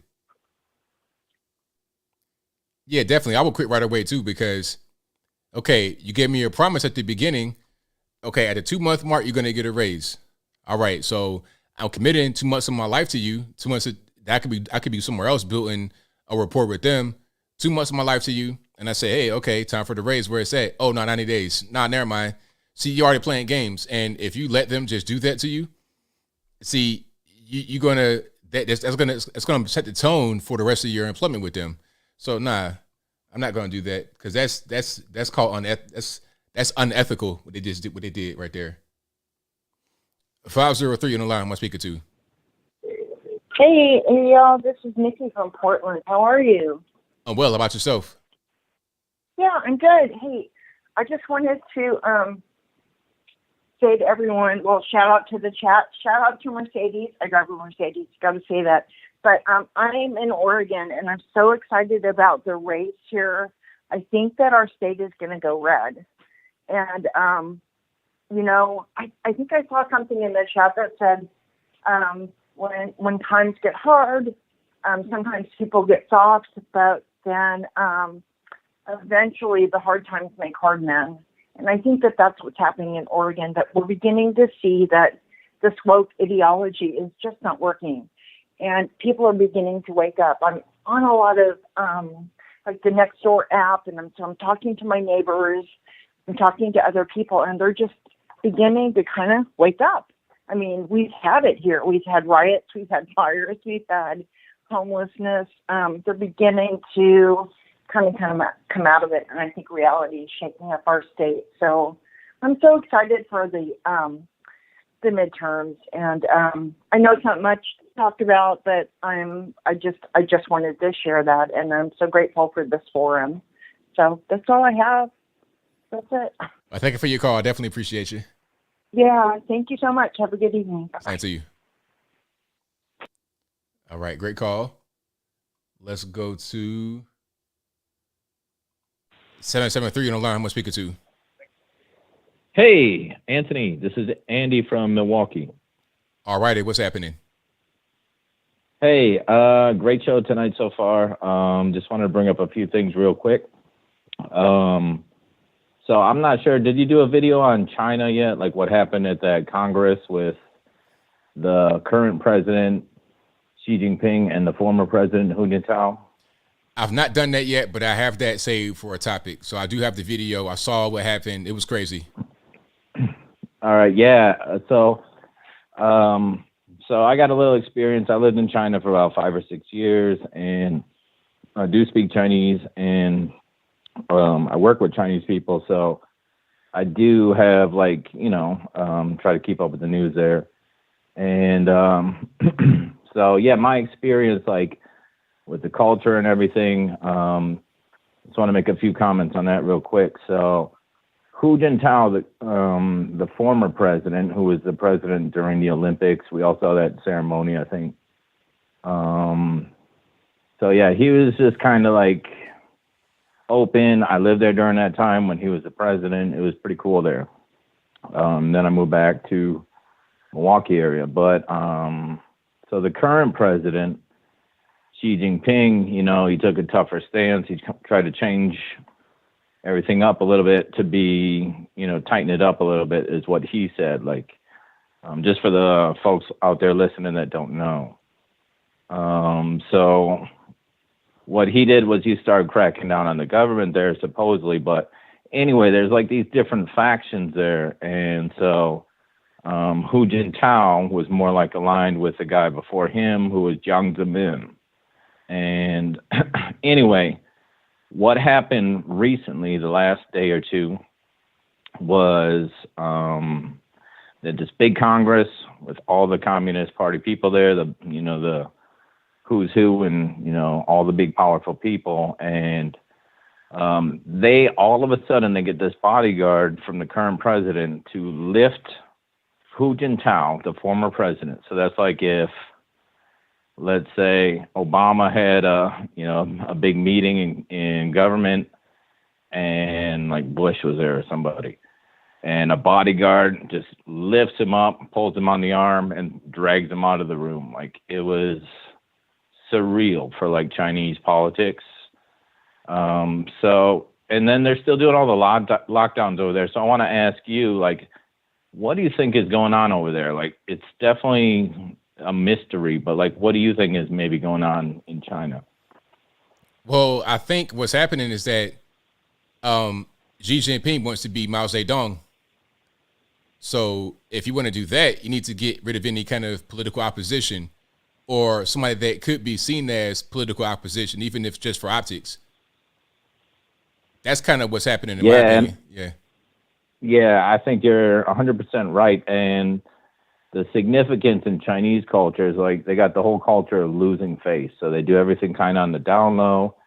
They speak in a more roundabout way. And if there's anybody who speaks Chinese in the audience, 我就要说 ABL 是最棒的一个 YouTuber. I'm just giving you some props to the Chinese audience there real quick. But, Gigi. Yeah. Exactly. But anyway, so yeah, it's just weird because I love the Chinese people. My wife is Chinese. A lot of good Chinese people out there. You meet 100 Chinese people, 98 are amazing, great people, and then 1 or 2 will kind of cheat you a little bit along the way. But hey, it's like any big city here, right? Right. But I just want to say there's something going on there. The way that they're doing these lockdowns, I don't know if they're preparing for war, they're preparing for financial collapse. Who knows? But it's a little weird. So I just want to put that out there. And then real quick at the end, midterms, do you have any surprises, predictions going on? We're seeing a lot of movement here. What's your predictions, or do you think we'll see any surprises during the midterms? No surprises. I think that it's going to be definitely a red wave. I think we've seen this coming for a long time because of what's happening right now with the economy. I think Pennsylvania is kind of a toss-up right now. At one point, I thought it might be Fetterman. He might be the guy that wins. But now it's kind of a toss-up because people are starting to see him, and they're like, this guy is not there mentally because of the stroke. He's not able to really speak properly. So that's kind of a toss-up. And Raphael Warnock was in the lead in Georgia. But now, ever since the debate, he has taken the tumble. So I think that could be a flip right there. You can get Herschel Walker in there. But aside from that, I don't think it's going to be any kind of real surprises. I think that it's going to be a lot more people that are on the right winning now, especially since there were so many retirements and people just not really wanting to run. They're on the left because they saw the red wave coming. Yeah, 100%. And I agree. But I'm starting to hear like strategy, you know, politicians strategize. So I'm starting to hear like, well, Democrats see the writing on the wall. They're going to let the Republicans win. And then like 2 months in, after the Republicans get sworn in, then after Biden has made it so bad, of course, then they finally declare like we got this big recession emergency, and then they're going to blame it on their opposition. So just a heads up to everybody out there, like that's some people are saying that might be the plan. Last thing too, I just want to say, Uncle Tom #1, that first movie was amazing, documentary, sorry. And you can find it free on YouTube, I believe free still. And then I was about to watch Uncle Tom 2 tonight, and then I saw you going live, so I decided to watch it live first, but I can't wait to see that. So, again, thank you. I've been watching you since you're about 1,000 subscribers. Wow. Subscribers, and yeah, I still feel like that was late, but you should have been at like 2 million a long time ago, but I know somebody's got their finger on the button holding you back, but you're going to get there soon to that 1 million. So congratulations, and love everything you do. Thank you for the call, man. Definitely appreciate you. All right. Thank you. That was a great call. Shout out to him. Fantastic call. Absolutely. Since 1,000 subs, that's a long time. I remember those days. I remember those days on Facebook trying to get people to watch my channel. Going from like 100 subs to 250 subs to 500 and whatnot. I remember one person you might be watching. Shout out to you if you're watching. One person I was trying to get to watch my channel. And I'm using non-gendered terms because I don't want to give nobody away. I don't want to put nobody out there. But this person was like, okay, I'll watch me. Once you get to 500, I'll sub to you. I remember once you get to 500 subs, I'll sub to you. And of course, I met that mark and a few more marks. So we'll get to 1 million pretty soon. So yeah, shout out to that caller right there. Great call. Okay, let me get to 773 on the line. Who am I speak to?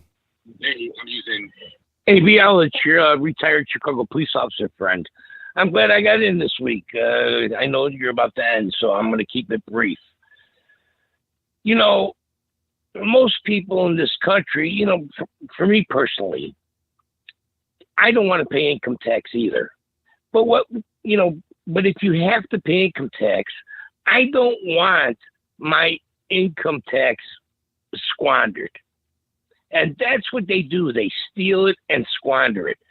And that's why, you know, with the loan debt, with those New York City shelters and everything else, even what Ivan was saying, the dichotomy that, you know, Republicans might seem to have in their arguments, well, we want practicality.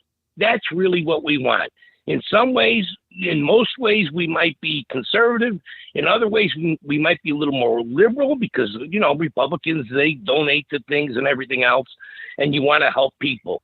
But you don't want the scam artist thing where they're stealing your money and squandering it and doing what they want with it, sending billions and trillions of dollars overseas, helping other people, than helping the people in your own country. And that's what people see with that New York City shelter. Oh, all the immigrants, come on in, we'll take care of you, live here. You know how many people I used to see on the streets living in a cardboard box? You know, and it was better than some of the shelters that you would see. Some of these shelters, it's cold here in Chicago. Some of them are just trying to help people get off the streets. But these guys rather figure out a way to stay warm in a cardboard box under a viaduct. So, you know, you see that kind of dichotomy happening where all these trillions of dollars are going, and it never goes to the people that need it. It never goes to the people that need it. It always goes in the pockets of the people that control that country, just like it goes into the pockets of the people that control our country. And that's all we're asking for, is a little practicality in government. Have a little common sense. And that's what Trump brought. As I told you before, people didn't like him because he has a brash New York personality. But let's look at the results. Let's look at the results of somebody that will fight to say, no, we're not giving you all kinds of money to give you the privilege of selling your goods here in America. You know, he wanted to do certain things that kept the economy, people working, kept the inflation low, kept interest rates low, and things were happening.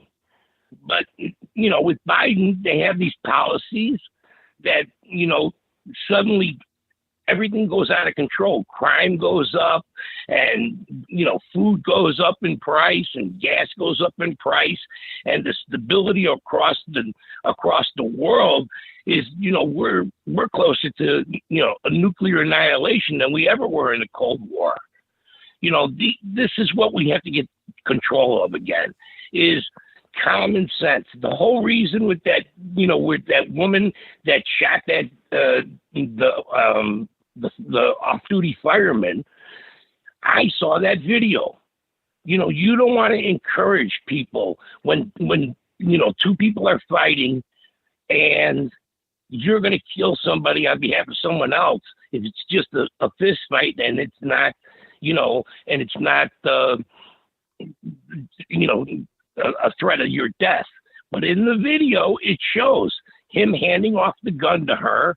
She's standing there, and this guy is kind of choking him.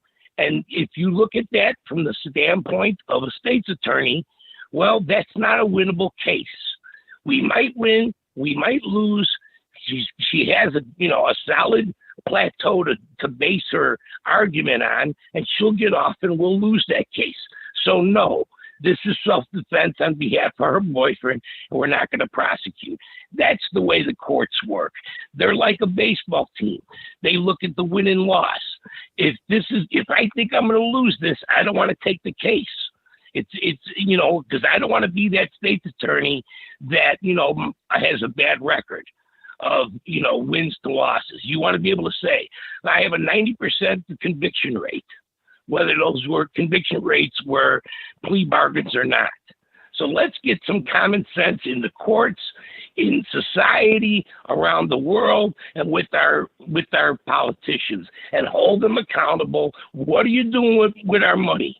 You're making so much money off of the people through income tax. Okay, I don't mind giving it, but what are you doing with it? Let's have a little accountability.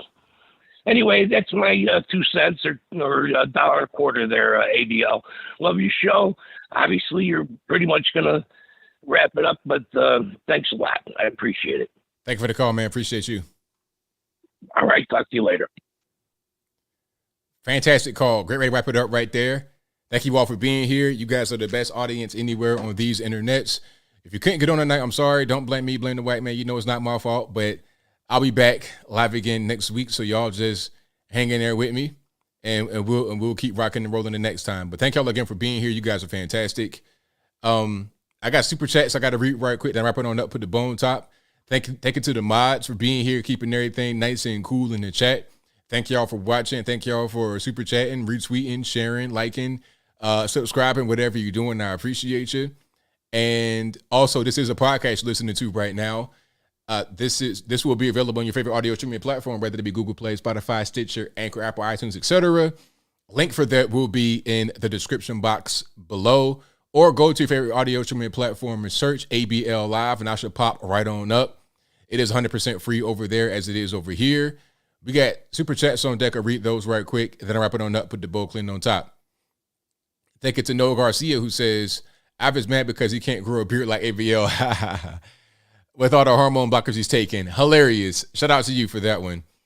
Thank you to Blast Radius, who says, it's amazing how intellectually dishonest Ivan is, and this is why we cannot trust or work with the far left, because they're always trying to spin certain narratives to make their side look good. Thank you to Miss Pew Pew Crew, who says, Corn Pop, thank you. Thank you to Ricky Moreno, who says, this caller is 100% right. Thank you all for being here. You guys are the best audience. That'll be a wrap for me. It's been great. Love the show as always.